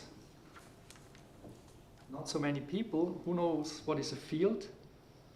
Everybody should. You had algebra classes. The real numbers are a field. You can add and multiply. It satisfies the field axioms. You can do anything in a field that only uses the field axioms. You can solve linear systems of equations and so on.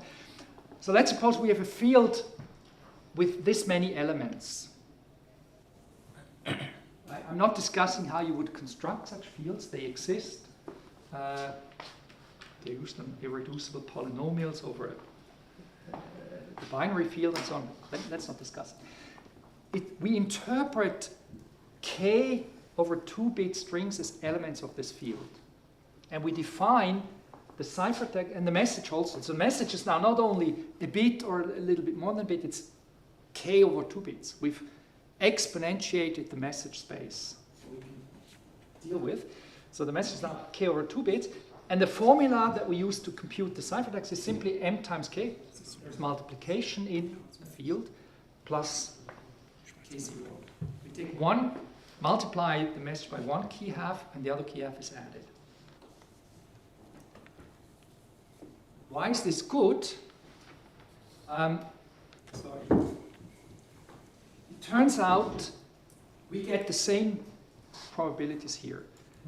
In an impersonation, you want to send a message. The best message you can think of, you choose your message, the best message. If you want to be successful, you have to guess k0. This makes C completely random. It's a random guess. You have no advantage. Chance is 2 to the minus k over 2. What if you observe a message that's arriving, you know it satisfies this formula, so you know m, you've observed it.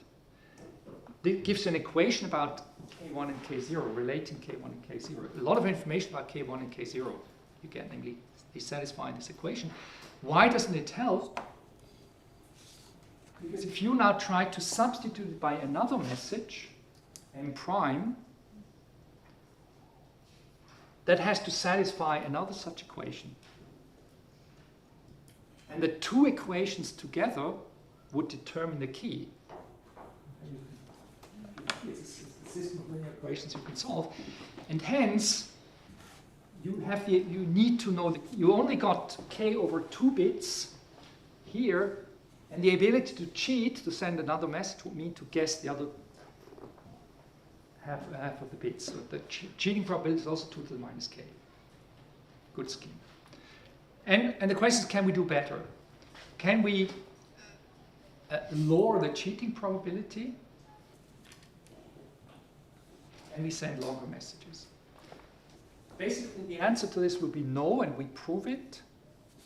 The answer to this would be yes, and we show how to do it. And that's relevant in practice. You will use such schemes in UKD protocols. Okay, again, this is our problem. The theorem that has many sources, but if you, I apologize, I didn't include references, which I should have done, or at least the last slide. Somehow I didn't do it, but you can, if you're interested in this, you would find it in a paper of mine that dates back to the 90s. It's called Hypothesis Testing and Authentication Theory, something like that. Anyway, it says the following, that the impersonation probability is lower bounded, unavoidably. It has to be at least 2 to the minus the mutual information between the key and the ciphertext. So the ciphertext has to leak information about the key. If it doesn't, the impersonation attack would work. It seems logical, right?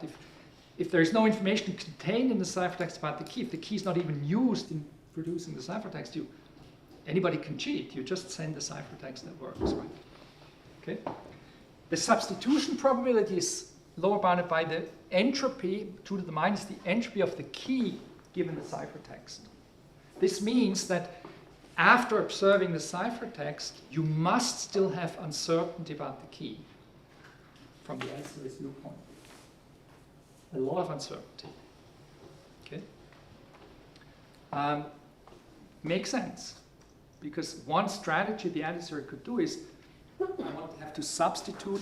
Let me simply first solve the task of guessing the key, and once I know the key, I can, of course, authenticate any message. So this stands for the success probability in guessing the key. Okay? There must be entropy. And now we can combine this using this equality from before, from information theory.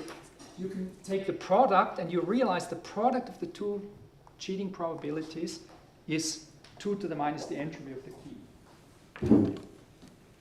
And that's the limitation. Okay? It means the maximum of the 2 is bounded by the square root, which is 2 to the minus k over 2. So what we saw before was optimal. Cannot beat this. Cannot hope to do better. Please? Just, are you sharing the slides in the end, or? Yes, you can have the slides, yes. Yes. There's much more stuff that I will not be able to discuss. But, never mind, yes. Okay, so if I now define a parameter S, we want to measure this maximal success probability, but we take the negative log just to calibrate. It should be exponentially small. I take the negative log. So what we've seen is this S for this scheme is S can never be larger than half the key size. You have to sacrifice half the key for the substitution prevention and half for the impersonation prevention. Good to know. We can't do better on this. Or turned around, the key, if you have a certain security probability in mind that you're willing to tolerate, the key must be twice that parameter. Okay, so let's try to authenticate longer messages. And this can be done. Let's see how. So,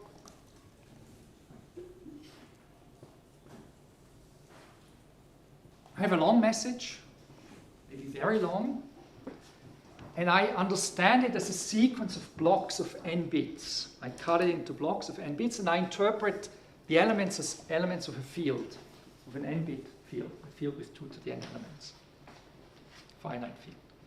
These finite fields are also used for error correction, for example, they appear in various places. The keys consist of 2 field elements, so it has size 2n. Okay, now I have to invent something. I define now, over this field, message polynomials. If I have a message that I understand as being a list of field elements, I can define the polynomial where these are simply the coefficients. This is the polynomial Pm. I can also multiply that polynomial by x. And I call the polynomial Qn. Just define it. It's a message-dependent polynomial. And now the authentication scheme is simple. I send the message authentically. Remember, it's not about secrecy. M is sent in plain. We don't hide it. We might later use one-time pad encryption to also hide the message, but this is only about authentication. M is in plain. And I append this polynomial evaluated at K1, which is a field element, plus K0. The question, why is this good? Message is now much longer. Okay? And the theorem that one can prove is that, actually what I wrote here is wrong. You know, the impersonation probability, you haven't seen anything, but you have to send now the authenticator for some message that you want to send. Obviously, this is purely random. The key 0 is added. It's a random field element, so the cheating probability is 2 to the minus n. This should be 2 to the minus n. There's an error on this line. But the substitution probability is larger. It's b times 2 to the minus n. Why? Well, we have seen for some m this value. I don't know the key, but I know if I would understand the key as 2 elements, 2 halves, and for that message which I've seen, I evaluate that polynomial at K1 and at K0, you get this value. You have an equation. Okay. And now you want to replace this by a different message M prime. The best one that you could find. And we want to argue the best message you could find is not really good. You have most of this cheating probability. It's larger than 2 to the minus n, but not so much larger. Okay. Why? Well, the M prime, the hypothetical M prime that I want to now as an attack, I want to insert, I put M prime here. I then have to put Q M prime here for that key, which I don't know. Okay, but I can, of course, try to change this in a way that it's the correct value. I try to do that. Well, this I don't have to change it to be the same. I have to change this value so that it's the same value. Okay? So I want to change a message m prime so that for a value k1 that I don't know, the polynomial evaluation will be the same as for m. Okay? So the question is, if we have two different polynomials of degree b, namely that for m and that for m prime, on how many places, how many arguments could they agree? So that I can simply send the same value. And the answer is two distinct polynomials of degree b or less can agree only at b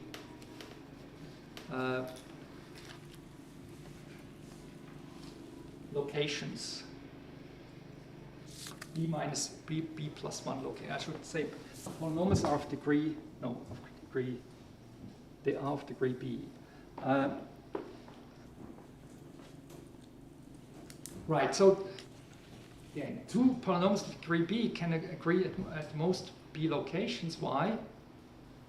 We could take the difference of the polynomials, which also has degree at most b, and that over a field has at most b roots, zeros, where they agree. Where the polynomials agree means the difference polynomial has 0. So that gives you that bound. Okay? These kind of arguments are used in authentication.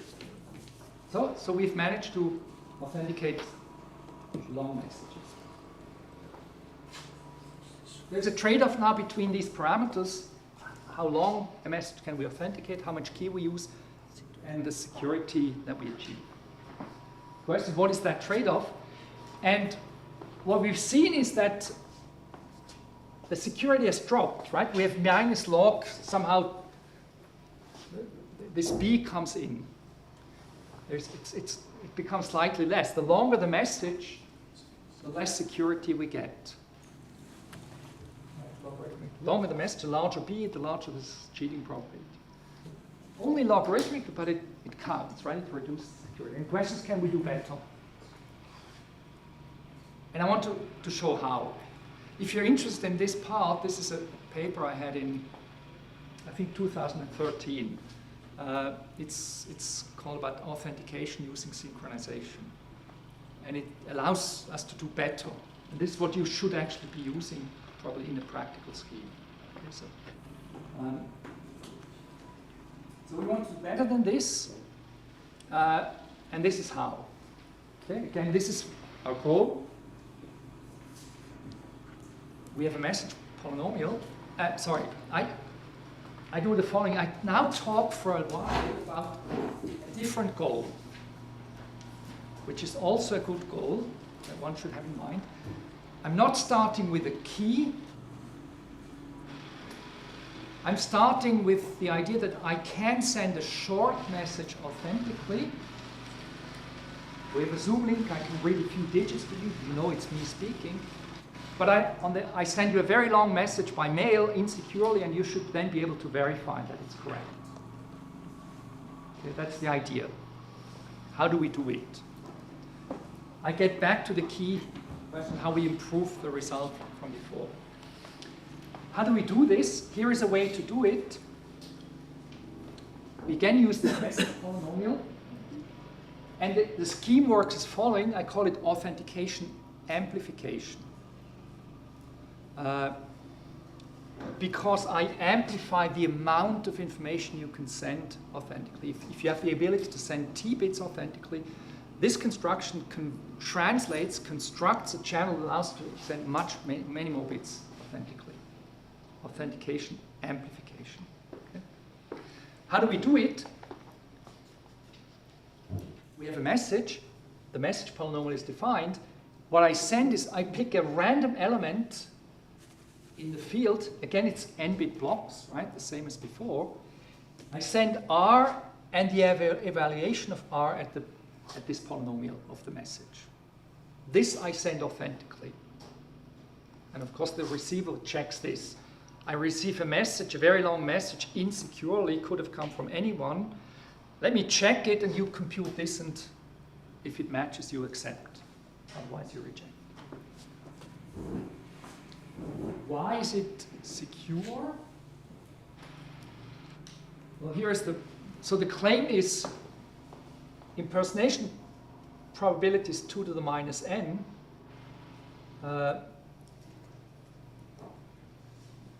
And substitution probability is b minus 1 times 2 to the minus n. A similar formula as before, except b is replaced by b minus 1.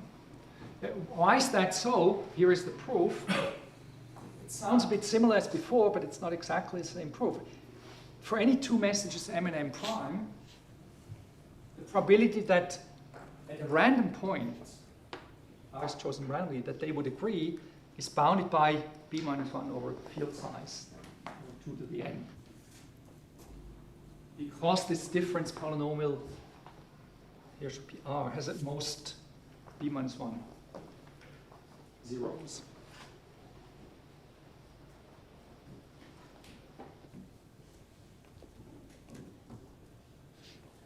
Is this true?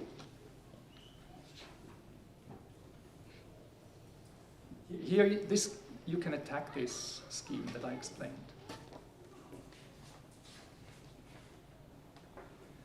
Suppose, we're using the scheme, I'm sending this authenticated value to you, and then I'm sending the message by insecure mail. What could you do as an adversary? You have already observed this. You see the message. Could you replace the message?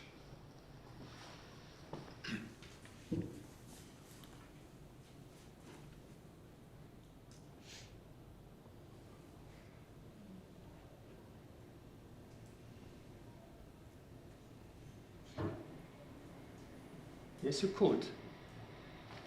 This is what it was sent authentically, so I can't change this value. But for this r, I can choose another m, which happens to have the same polynomial value at that location. I can do that, because r is not secret to me now. But I see r. I can replace the message. So it seems useless, the scheme. Why did I present it? What is implicit and not yet explicit? It's the idea that this has to be sent first. If I send the insecure message first, we agree by now you should have received it. Or in different words, from now on the adversary cannot change it. If he was the one who sent it to you, he cannot change it now. He's committed to it. The m is committed. Never saw the r so far, and he's committed. Now we do this, we have this chance of catching him. Well, this chance, even if, right, we have, the answer has at most this chance of changing it, as we argued before. But only if we have this kind of weak synchronization, we know when the first message should have arrived. You cannot change the order. Okay? That's why the paper is called Authentication Amplification, I believe, by synchronization. If you look up. Okay. Can we do better? Yes. Okay. Because we can now use this recursively, the idea. Okay. I want to send an enormously long message authentically. I just learned I can do it if I manage to send a shorter message authentically. So I replace the task of sending a very long message authentically by sending only a shorter message authentically. But that task can again be with the same principle, to send a shorter message authentically. And then again, a shorter message, and then again, I can use this principle in an iterated manner. And the question, what is the ultimate message I have to send? It has to have some size, otherwise one can cheat, obviously. But turns out that if you use this recursively, you can remove this log factor, you can basically get security up to the maximum, essentially, that you would expect. That's just a calculation of what if you use this idea. And what this means is that if we say we now instead want to go back to the normal setting you have in QKD, where you start from a secret key, you now get also that you can exploit for arbitrarily long messages, arbitrary length messages. You can basically get the full security. You don't have a loss. It's just a constant, a very small constant. 2 maybe. I'm not completely sure. Okay. So if you have to authenticate long messages, this is what you could do. Okay. Any questions? We discussed for half an hour now authentication, which is an important step in QKD. We saw how to do it. We end this discussion now, but let me point out something that you can take away between the lines of this presentation, that don't just think what you have to do is you have to use part of the key for authentication. That's how it's done. No, you can do it differently. You can say, if I have just an authenticated channel, for whatever reason, bootstrap it from something else, like a Zoom call or something, some other reason, you can also do it. You can design your protocol, the QKD protocols, potentially in a different way. You don't just have to do it in exactly the way it's usually done.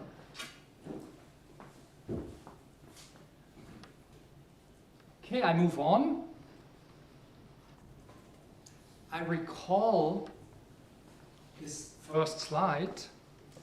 We talked about what does security, how do we even define security? I observed that I was skeptical about my own presentation. I pointed at various places that who gives us the last word, whether we forgot an attack, the authentication game, or whether the one-time pad is really perfectly secure. No, it leaks the length. Who stops us from making mistakes somehow, like this? Who gives us the last word? Okay, that's the question I want to address now. And before I do that, I want to present 4 fundamental problems with current cryptographic theories. I mean, in particular, conventional cryptographic theories, but not only. Okay? This is maybe one of the most important parts of what I'm explaining. Because if the theory you're using is wrong in the first place, we shouldn't be using it. There should be something different to it. And it's exactly about these questions that we've been discussing. Okay?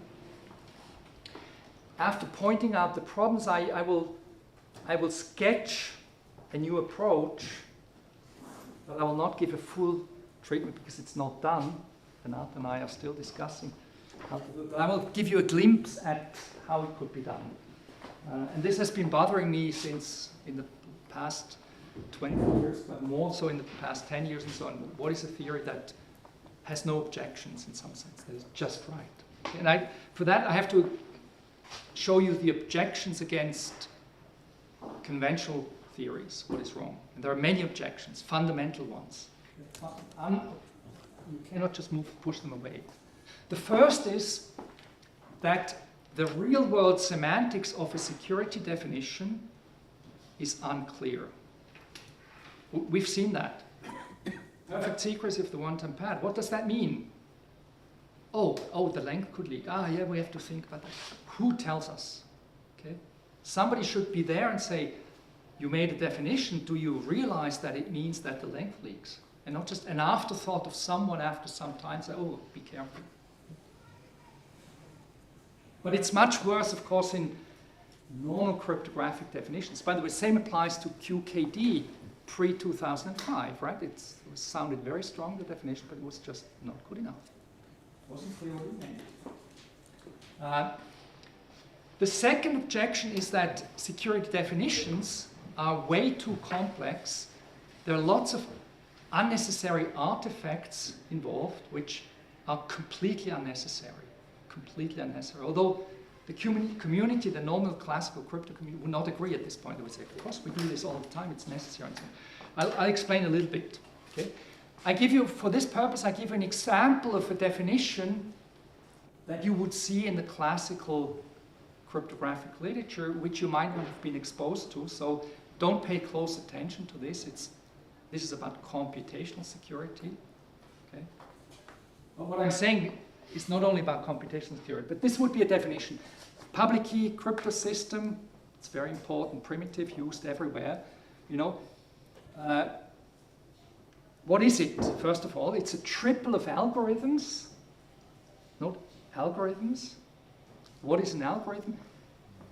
Well, I'll go into this. Now we need to bootstrap from computer science literature.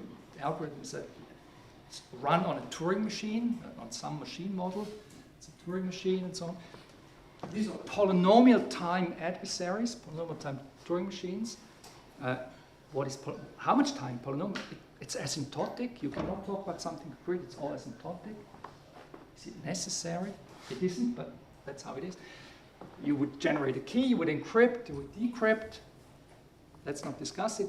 A correctness requirement, if you decrypt what you encrypted, you get back the message. And then security. Okay, security would say you have 78, in your case, definitions to choose from. Just in CPA security, you said, you know, quantum setting. I just use the standard indistinguishable under chosen plaintext attack security. It would talk about an adversary, which again is a PPT. Okay? And it would say that any such PPT adversary cannot win the following game. Okay, now we talk about a game that the adversary has to win with probability greater than 1/2. Significantly greater than 1/2. Non-negligibly. What is non-negligible? It's asymptotically defined somehow. Okay? So the game is, it's some kind of game. P generates, the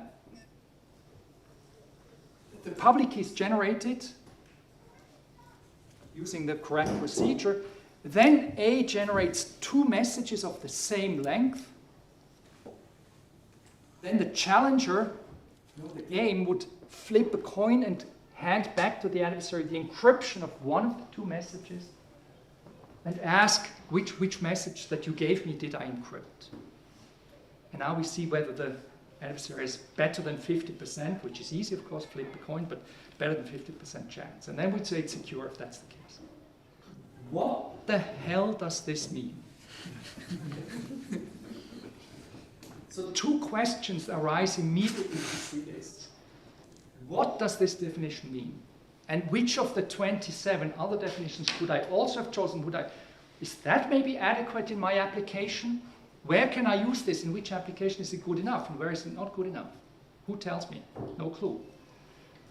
Which is the right definition for a given application? That's the first type of question, which immediately comes up. And the second type of question is whether all these artifacts, polytime Turing machines, are needed. Okay? And we need to resolve this. Right? It's not a state of... So the first answer is given by this theory I want to hint at, give a glimpse of, a way of thinking, which we called constructive cryptography. The first paper with Renato is called abstract cryptography. That's a paper that's often referred to in the quantum literature. But I think constructive cryptography is maybe a better term, because the answer to the second problem, as always, is abstraction. Right? Abstract away the details that actually don't matter, that do not matter at all.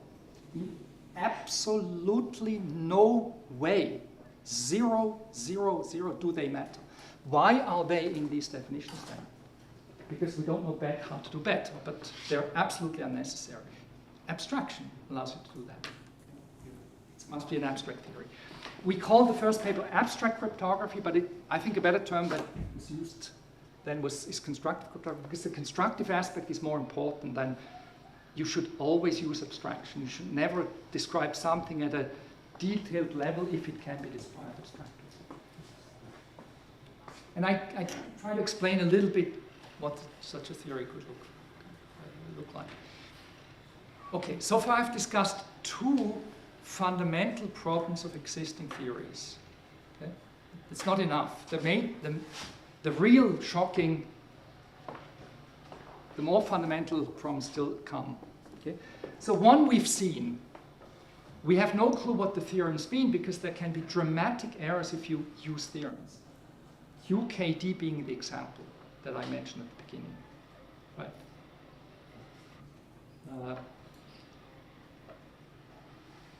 So we've seen this for a slide at the beginning. Right? Maybe this is a point where I should explain what the problem was. But I guess Renato will talk about it. So maybe I said it. Did I explain it? I did. The problem is somehow that if the adversary, once you've did QKD, you have a key, Alice and Bob have a key.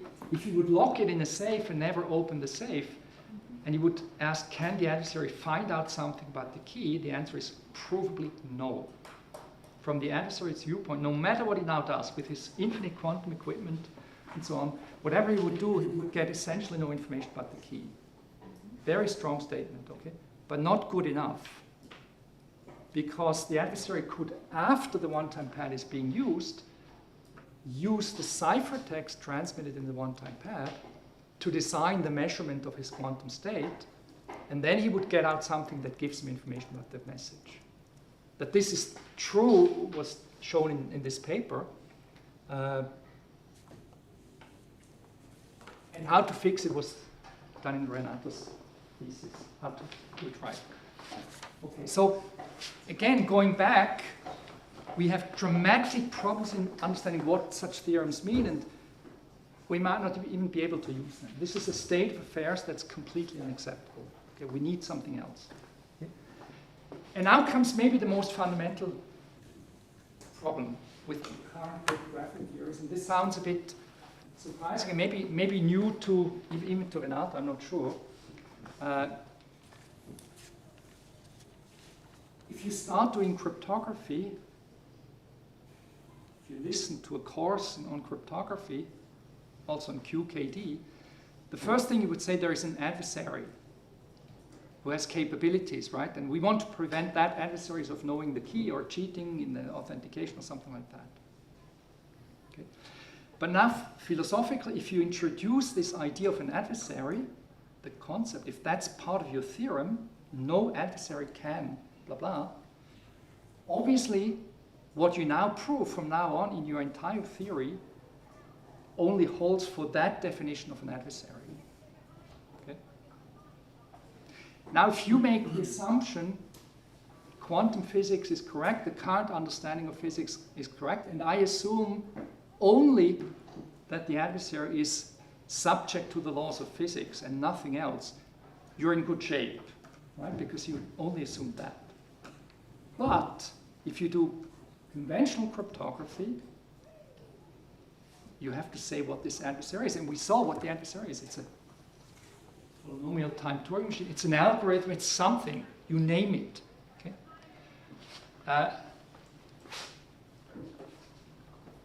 Sorry. And the moment you do it, anything you now prove only holds against an adversary which is really of that type that you define. Obviously. Okay? But the world in which you want security, look out of the window. We want security in this world. Right? Is not an algorithm. Obviously not. You cannot rerun it. You don't have the code of the world. You cannot start it again with fresh randomness or something. You simply can't. So you have to admit philosophically, and it's more than philosophical, if you start like this, what you do is bluntly put meaningless in the real world. Yeah, it still has some meaning. I mean, it's not completely used. Yes, but then let's ask what is the remaining usefulness of what has already been done. It's an open question. It's It's very fundamental and it's undisputable in my opinion. Because other people might now say, if you call crypto, people might say, hey, but we know what an adversary is, it has been like this all the time, so let's not open that can of worms, we continue doing this. Now, of course, the question is, can we avoid this? Most people would say, no, you can't avoid it, that's unavoidable, but okay, at least we have a theory that allows us to do something. And I want to talk about how to avoid it. Okay?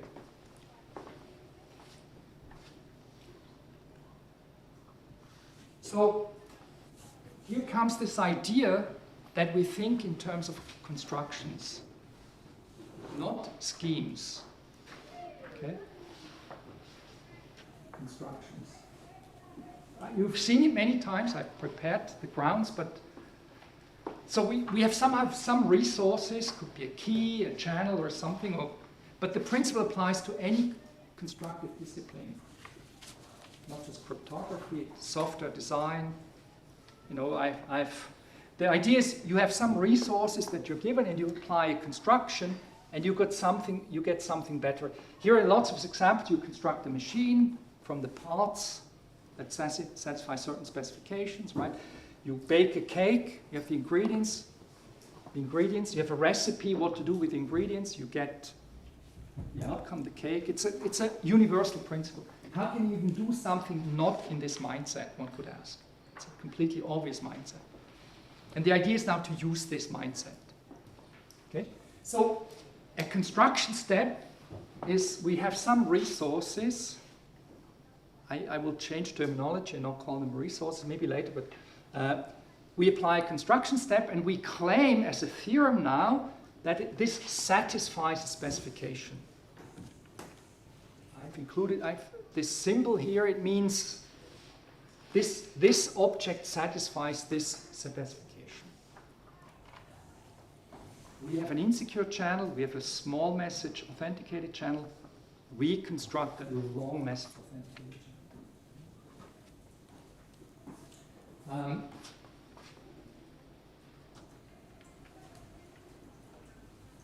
And what's a core idea, if you think like this? What will be on the next slides, possibly? Why do we do this? Keyword is modularity. Modularity is key in everything that we do, also in science. If you prove a theorem, you can understand it as a module that other people can use without reproving the theorem. So modularity is in all our thinking, everywhere. Devices are built from modules and so on. You want to be able to cut the problem at hand into manageable pieces so that if you solve the pieces, each individual, you have solved the whole problem. This is key. That's the key principle in constructive thinking. And in this case, this means that, let's suppose we have a construction from some resources, Q1 or Qn, for R1. Shouldn't touch the screen. Then I can plug this construction in here instead of R1, right? And it should still work. This should still be true. That's the main principle. So we can modularly design protocols. If I have an authentication protocol, and then an encryption on top, and then something, or key agreement first, I can compose these steps, and I don't have to worry, if the theory is correct, that I've generated a key, which even satisfies a very strong security definition, but the moment I use it, it's insecure. It violates this modularity. We need a theory in which this can't happen. And now you see why Renato and I have been working on such a theory, because not only do we point out that, oh, there is a problem in the security definition, we need a way of thinking in which this doesn't happen. Okay? Both in the quantum world, but of course also from my viewpoint in the classical crypto world. And it's beyond crypto. This can be applied in very different places. In particular, it should be the case that in a final treatment, statements that would be considered being from different fields can all be phrased in the same theory. For example, a theorem that says this is a correct implementation of the crypto scheme, correct software implementation on this platform, provably correct, right?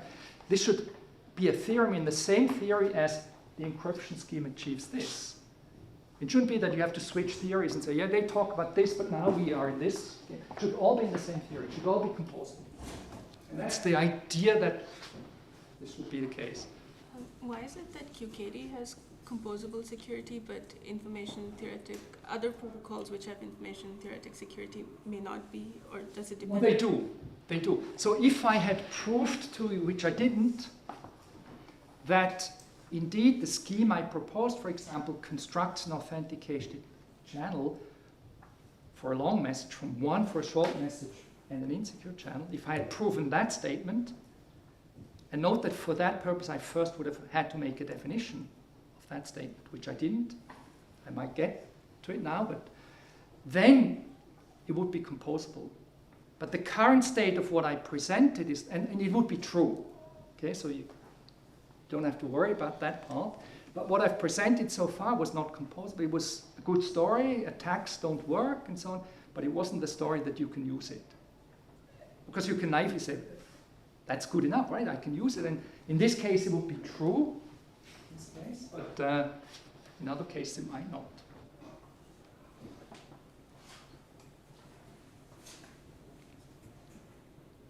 Other questions? Okay, so I now do the following. I do an example of this constructive way of thinking, but for something unrelated to cryptography, innocent. So we're not conflicting with people who have a cryptographic background and might say, hey, what are you doing, and so on, right? Namely, I use it error correcting codes. Who knows error correcting codes? Half of you. You don't. I explain them to you in some sense on these slides if you don't know them. But I take a different perspective on them than you would typically read. Not dramatically different in this case, but for encryption it will be dramatically different. But in this case, not so dramatically. What you would read typically is, here is a good error correcting codes, and the decoding error probability is bounded by this quantity, exponentially small.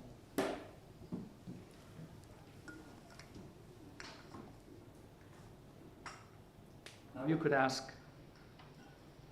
okay, for which message distribution is that decoding probability bounded? For the uniform distribution, probably that's the best choice, right? Because it's the worst case if the message order. Already now it might not even be clear what you should answer. And core coding theorists might say, we have this definition, we work with it, it's uniform distribution. We would be exactly in the same problem that we saw in cryptography in a less exposed setting. So it makes sense that I describe it to you now in a constructive manner, not talking about the scheme, doing error correction codes and saying something about it, error probability is small. New type of statement, although obvious, it should lead us to the way of thinking. What should error correcting codes achieve? They are a construction. Okay? And the moment I want to see it as a construction, I have to declare two things now, not a scheme and say something about it. I have to declare two things. What do I assume and what do I get? Okay? You construct software and you want to say something about what you did, you would declare your assumptions about the modules you're using, the library you're using. This program correctly computes the GCD of two numbers, and this program correctly computes this. I assume that. I don't even look at the code. I assume that. I put a program on top, and I argue that it computes this. Okay. That's how you do it. If the assumption is violated, if you use code that incorrectly computes the GCD, of course, your claim is wrong, but that was your assumption. You have to carefully state your assumption, and you can't avoid it. Every statement starts with the assumptions and an explicit statement, and then the claim, what you achieve. Okay? Of course, we could say, of course, that's the only natural way to think. But it's very different from how one normally thinks. Surprisingly, in retrospect to me, surprisingly. Okay, how does the story sound here? Well, we start from a noisy channel that has a delta probability of flipping the bits, independently each bit, let's say. It's not a good channel, but that's all we have in nature. We want to construct an error-free channel. You send bits and they are not flipped. Okay? That's the abstraction we want to achieve. You could immediately say that this is what, and it's in this case it's implicit in the story of error-correcting codes. That's why it's not a hugely different way of phrasing it, if I phrase it like this, in this case. Okay? You have to do a construction to get this. How do we do it? Well, the construction is to apply something on each side of this resource, namely encoding and decoding, so that if you understand the system from here to here, from beginning to end, it is this system. The purpose of the encoding of the coder is to create this system. There's no adversary here. Okay, but this is only approximately true. So we need to understand in which sense approximate. What's the metric here? Right? It's in some sense epsilon close, but depending on your definition, you would choose now for error probability. It gives you a different notion of distance, so it matters. What this use matters here, okay? And then the statement, if I write it just not with pictures, but more algebraically, we have a resource. We apply these, I call them converters. They convert the interface. It's something one party does on his or her side, and this is what the receiver is doing. You get this system, an error-free channel.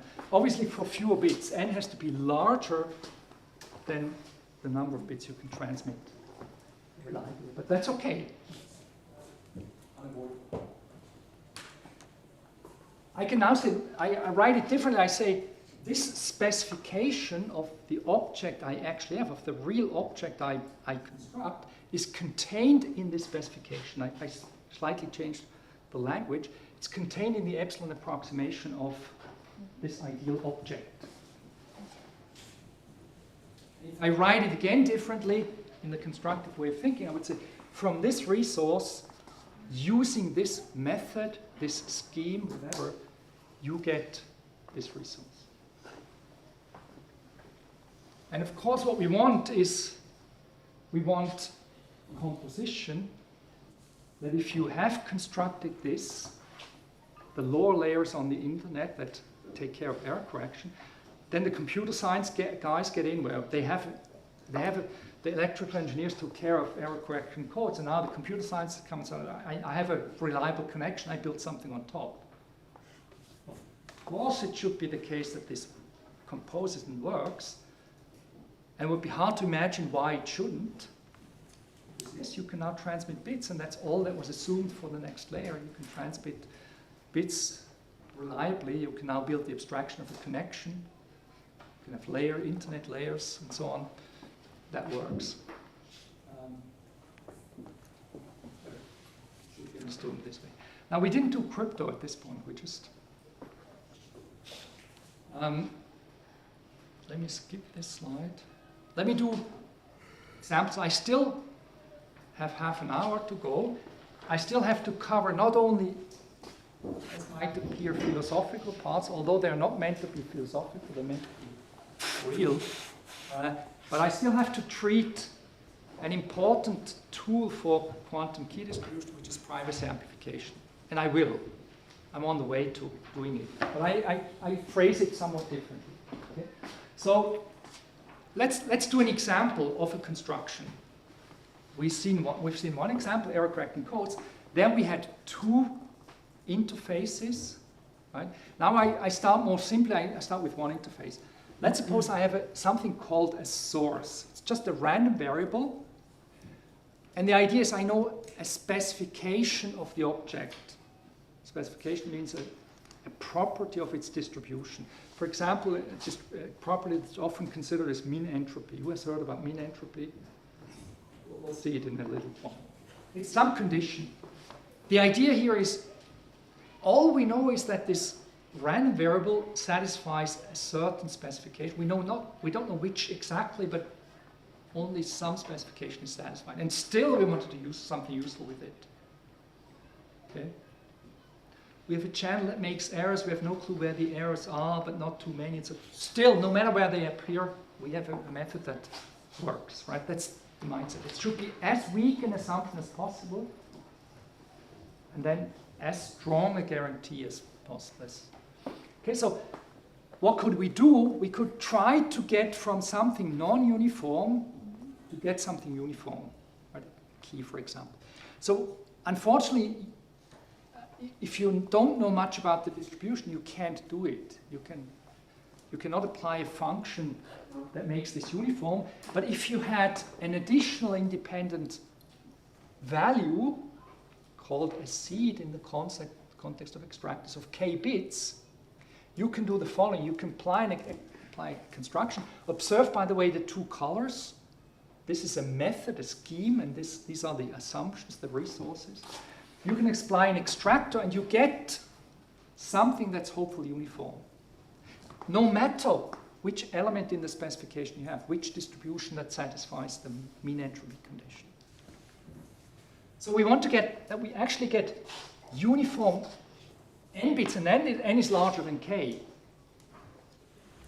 That's the whole point. If n were not larger than k, we could simply use these random bits. We already have these random bits. But we want to use a few random bits to distill out a lot of randomness from something that we have no clue what the distribution is, but it is sufficiently random in some sense. Okay?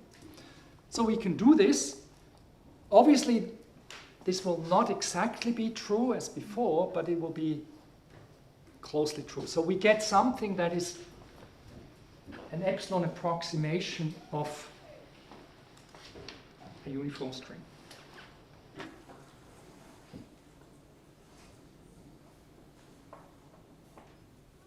What question could you ask now? If you look you watch my fingers, I'm sort of juggling a bit. So what kind of question should you be asking now?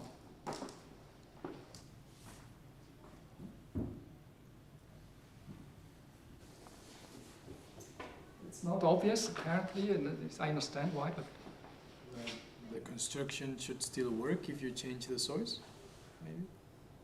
If you change the source. So what this says is, you plug in any distribution here that satisfies the specification, and this is true.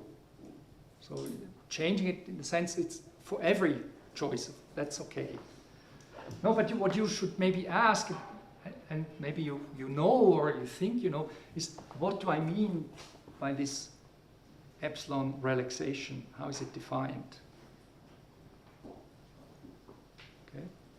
Obviously that's a meaningful question, because at the end I will want to use this thing, which is pretty good, very close in some sense to uniform, as a uniform key, for example. I will want to do it and say not so much can go wrong if I do it. So the definition that I'm using is paramount importance here.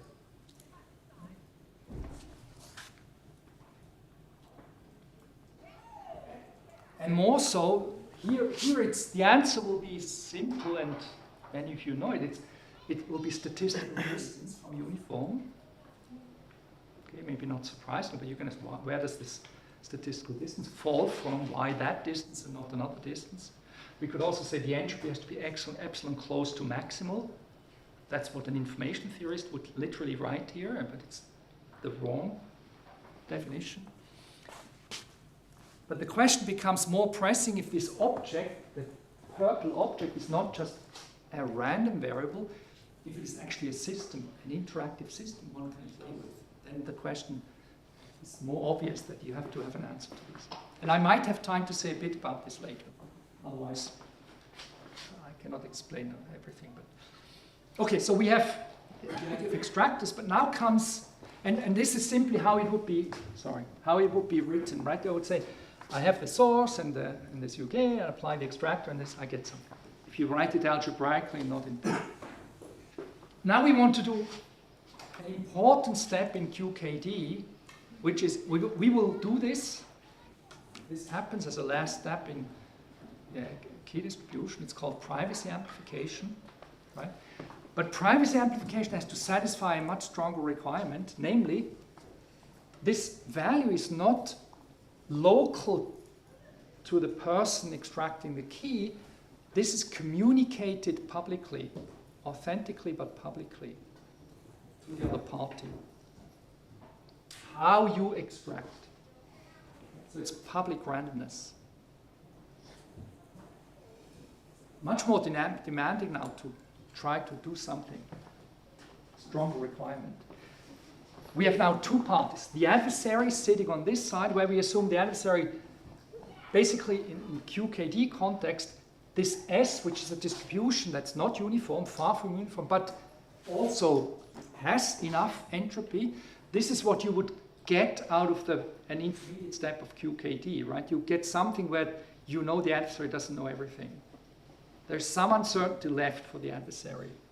You don't know what exactly the adversary knows, because it would depend on what exactly the adversary did.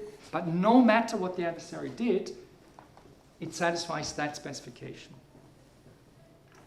The knowledge about the key that we already share from the adversary's viewpoint. And then we exchange a value publicly, which the adversary knows. The adversary doesn't know this because it models the knowledge of the adversary, the partial knowledge. But now we want to apply something which is sometimes called strong extractor or privacy amplification. And the goal is to get something which does talk about the other interface, where the adversary does get k bits. We can't hide the fact that the adversary gets k bits, but we want to say it is like you have independent k bits that the adversary gets, and then what we get is n bits, maybe epsilon relaxed.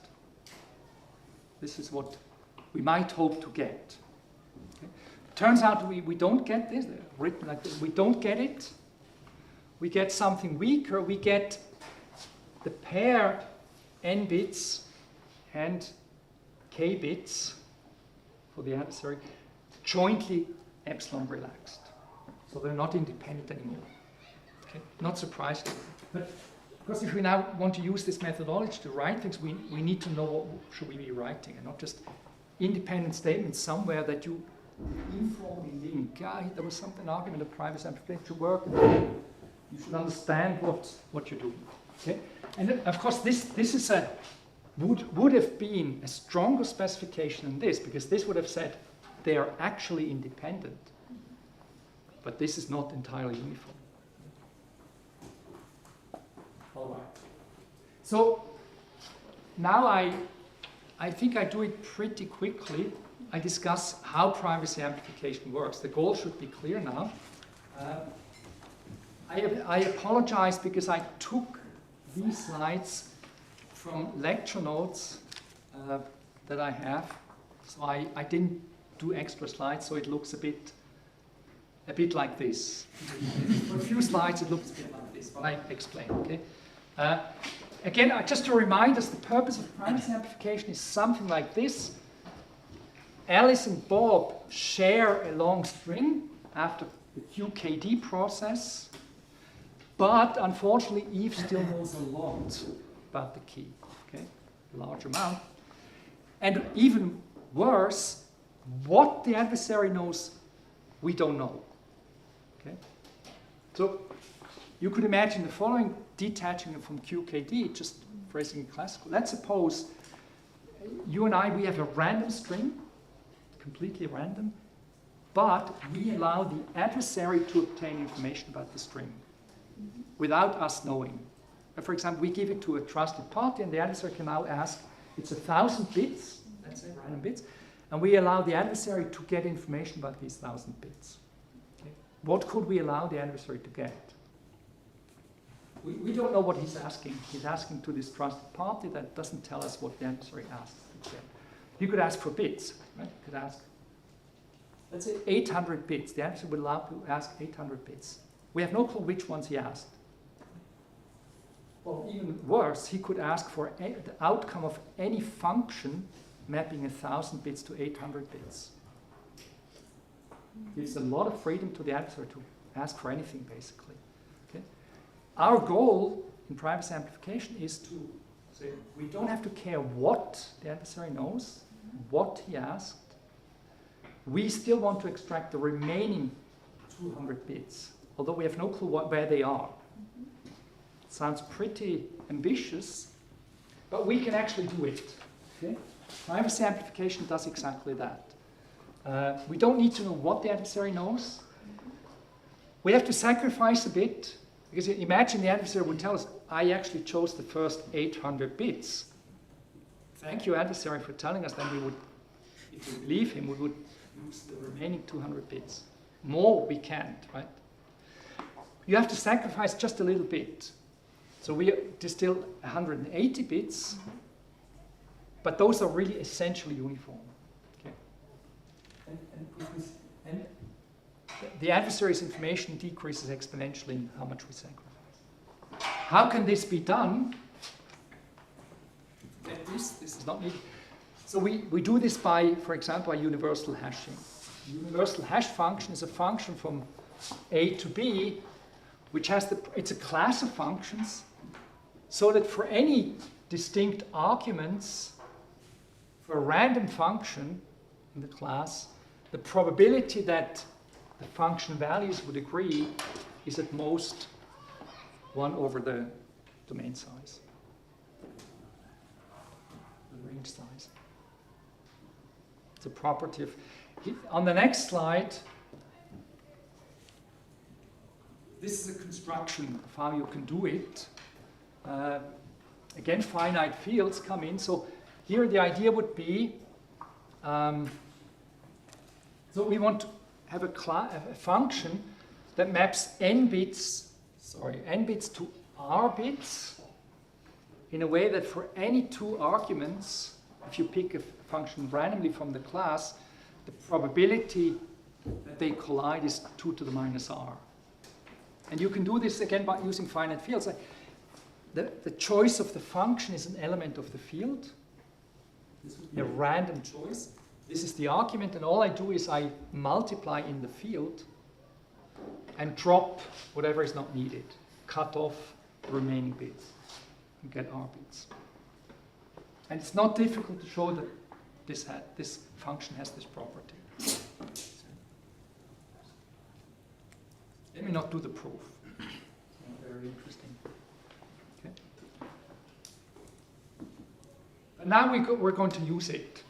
So in these slides, I will not discuss in so deep detail that you follow every step. I explain what is happening. I define 3 quantities on this slide. First of all, for a random variable, the distance from uniform, or statistical distance, defined like this. It's the sum of deviations from the uniform distribution, calibrated by factor 2. So a uniform distribution has distance 0 from uniform, obviously. The maximum probability of a distribution, just looking what's the maximum value.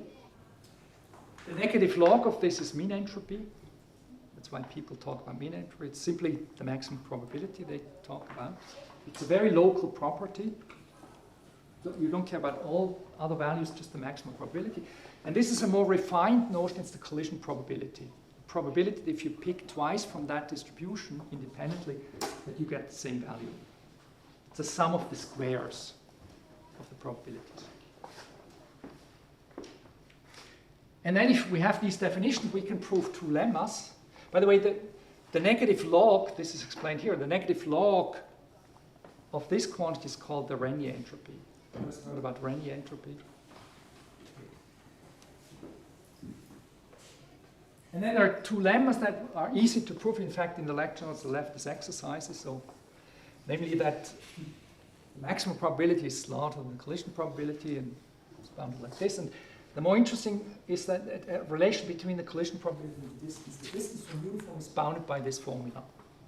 So if you have a bound on the collision probability, this gives you a bound on the distance. And the distance is what we really care about. That's the epsilon. How far are we from unity? By the way, these slides speak the old language, not the constructive language, which translates to the constructive, but I didn't put in the time or manage to actually state it in this constructive way. It's like the authentication part. It corresponds to it, but I didn't state it this way. Okay, now what we can do is we can say, the following theorem, this is the privacy amplification theorem. It says, if G is chosen from uniformly from a universal class of functions, which we've seen how to construct them, then the distance of the pair, the function, and oh, I should talk, I start again. I have given some random variable W. This corresponds in the QKD context to the adversary's knowledge about the key that we share. Partial knowledge, he has some information that we want to eliminate, okay, using privacy amplification. And so what this says is if you pick a function at random, and this we do publicly, and this is where we need an authenticated channel. I would pick the function from the class and tell Norbert in the back, this is the function I picked. We will both apply it, and you're the adversary, you hear what we're doing, but you only have your partial information. And what we want at the end is that the key will be this function applied to W. This is the value that we share, which you have partial information described in terms of the collision probability of your knowledge about the string that we share. Then what we get is that what we get is epsilon close, this close to being an independent random value of that function and an independent key. And we drop this and say, now we just keep the key. We have a key about which the adversary knows essentially nothing. That's how this would be used. Okay? The theorem, let me not prove it, it uses the lemmas from before. It's this page, it's a simple proof. It's not enormously enlightening to go through the proof. And what we achieve, we could go back to the constructive statement here. What you saw on these slides proves this. It's just in a different language here.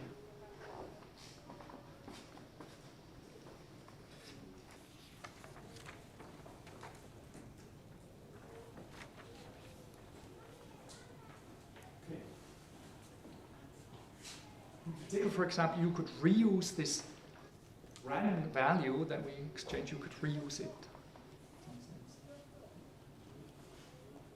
Because it's not secret. It doesn't need to be secret. Okay, I have 10 minutes left. Let me see. I now go back to this constructive way of thinking and reconsider the one-time pad. Rather than talking about one-time pad encryption as a scheme that transforms a message into a ciphertext and has certain properties, I want to understand it constructively. Okay? Different way of thinking. So I have to declare what I assume. It's unavoidable. I declare I assume two resources, a shared key, a randomly generated key. Eve knows nothing. Alice and Bob know the key. It's just a picture that describes the idea of a key. And an authenticated channel. We've already realized if it's not authenticated, we shouldn't expect to do something. And then we apply the converters. Alice would do one-time pad encryption. So the idea is the message comes in here, and this piece of software, if you want to think like that, would fetch the key, add it to the message, and send it over this resource channel. And Bob would do the corresponding thing with decrypt. And the hope, if you're now trained to think constructively, the hope would be that what you get should be what? What are we trying to achieve here?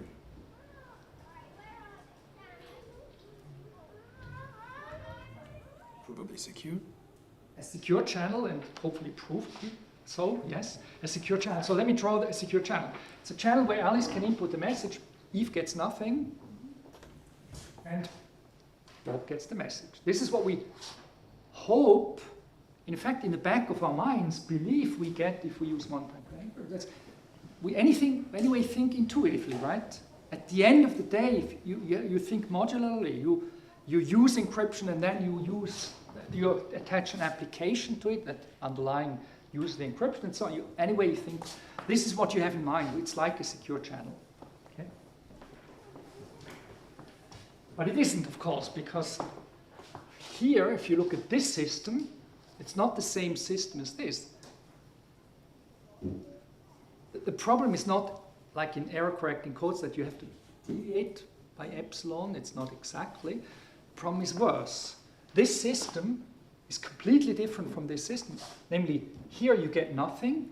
The adversary gets nothing. Here the adversary gets something. Right? So we cannot claim you get this. How do we bridge this gap? And here comes this idea that we discussed earlier, based on your question. But if you had to fetch this message in North Korea, you could instead have generated it yourself. So we can argue that here the adversary could, if he really cared, if the adversary really cared to say, he would say, hey, I'm not in this world. You're in this world, right? But I'm not. And you believe you're in this world. But this is not true. I get something here. You can't use this the way you thought. We argue against the adversary and say, no, if you believe that you could generate whatever you get by yourself, you can just output this string yourself independently, and the resulting system would exactly be this system. Okay? That's the notion of a simulator. And we would say the construction notion is this. The adversary could simulate what it is. It doesn't help him anything. He does get something, but it's useless because he could do it himself. It's also a concept that's used in zoology. I will not have the time to discuss why this concept is problematic. I let it stand like this. Okay? But we observe one thing now. Remember, we had a complaint against the one-time pad. I explained how the one-time pad. One complaint was that if it's not authenticated, it doesn't work. Well, we made now explicit it has to be authenticated. We don't fall into that trap. Mm-hmm. But we had another problem. The secrecy problem, that the length leaks. Right? And now the point is, this has to show up in this way of reasoning. It has to prevent us from proving the theorem if we don't model that the length leaks. And indeed, that's the case. So we have to say, this is a secure channel, except that it leaks the length. We have to make it explicit. Why? Because this system is the same as this, only if the output length you get here is the same as the output length here, right? Otherwise, they're not the same system. So you have to know the length. So this is how it would appear in this way of reasoning. And we are prevented, at least if we really prove the theorem, we can of course do a wrong proof and just look at it and say this is probably true, but if we try to prove the theorem, then we realize that the length has to leak. In a different way than before, where it was just an afterthought. Think about the message, length could leak. Now we can again, one-time pad construct something from something. So we can also extend this to normal symmetric computationally secure encryption. I'm not discussing this because the question is, what is the metric? So a bit more generally, in constructive way of thinking, not only cryptography, we think in terms of resources. Maybe these are thought of as being parties, but you don't have to use that term somehow. And we talk about some parties applying a converter, doing something, using a protocol, and we want to say somehow that then they achieve something, right? And One particular setting would be that we only have, like before, we have only two interfaces where this is the bad guy and this is the good guy somehow.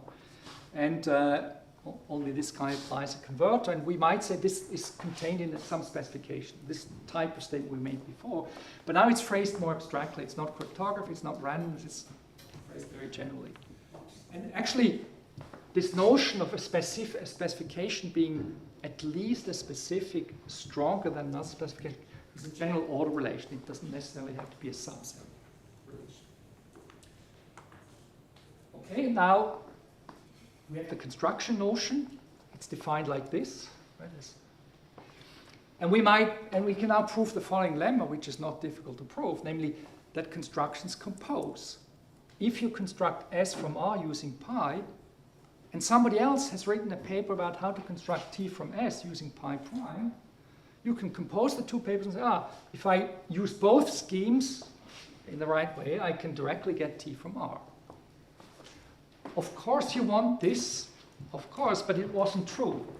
You know, quantum key distribution literature said you get a key from authenticated communication and quantum communication, and one-time pad gives you a secure channel.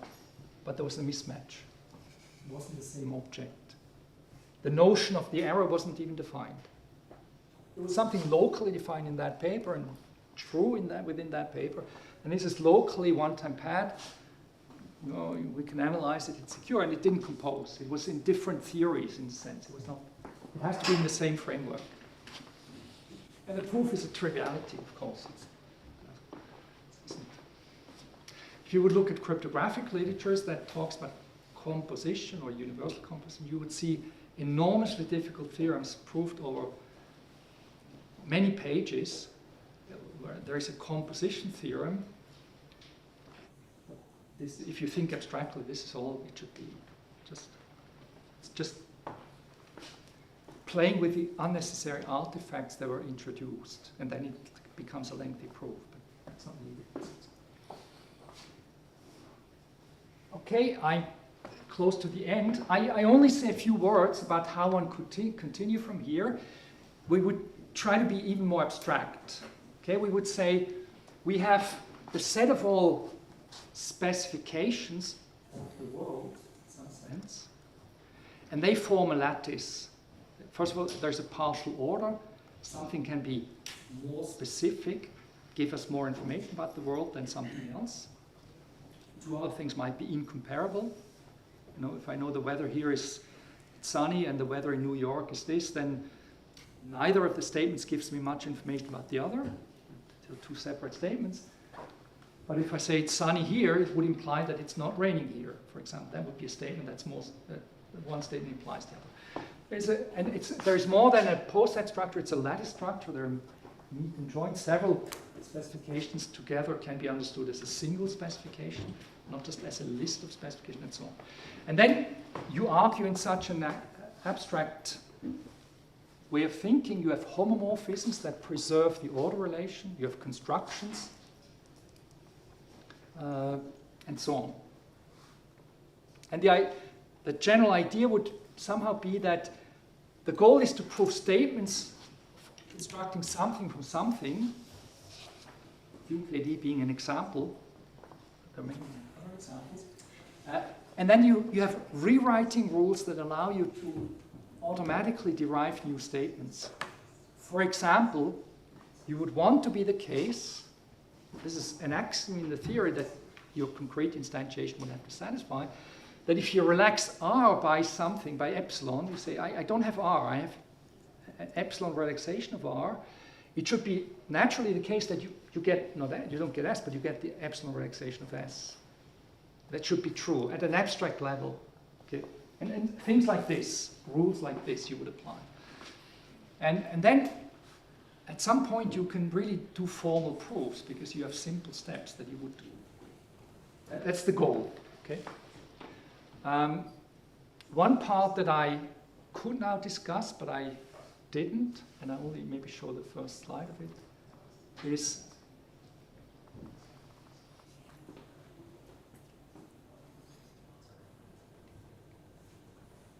we could go deeper. This is abstract. We could now go deeper and say, okay, what is the mathematical object of a system that takes inputs and outputs? Obviously, they're everywhere in what we're doing. We need to understand what that is as a mathematical object. A picture alone is not good enough. Or code that describes. Code is just a description. We need to know the type of the object, the mathematical type of the object. It's a probabilistic system that somehow works probabilistic. And already that question is an interesting question, which would take me 15 more minutes to discuss, but I won't. But there will be such questions now coming, because the theory has to be instantiated in some way. You talk about concrete, for example, quantum objects. That's not my business, that's other people's business to talk about that. I think I will stop here. Take questions, if that's allowed still. Eating into the lunch break.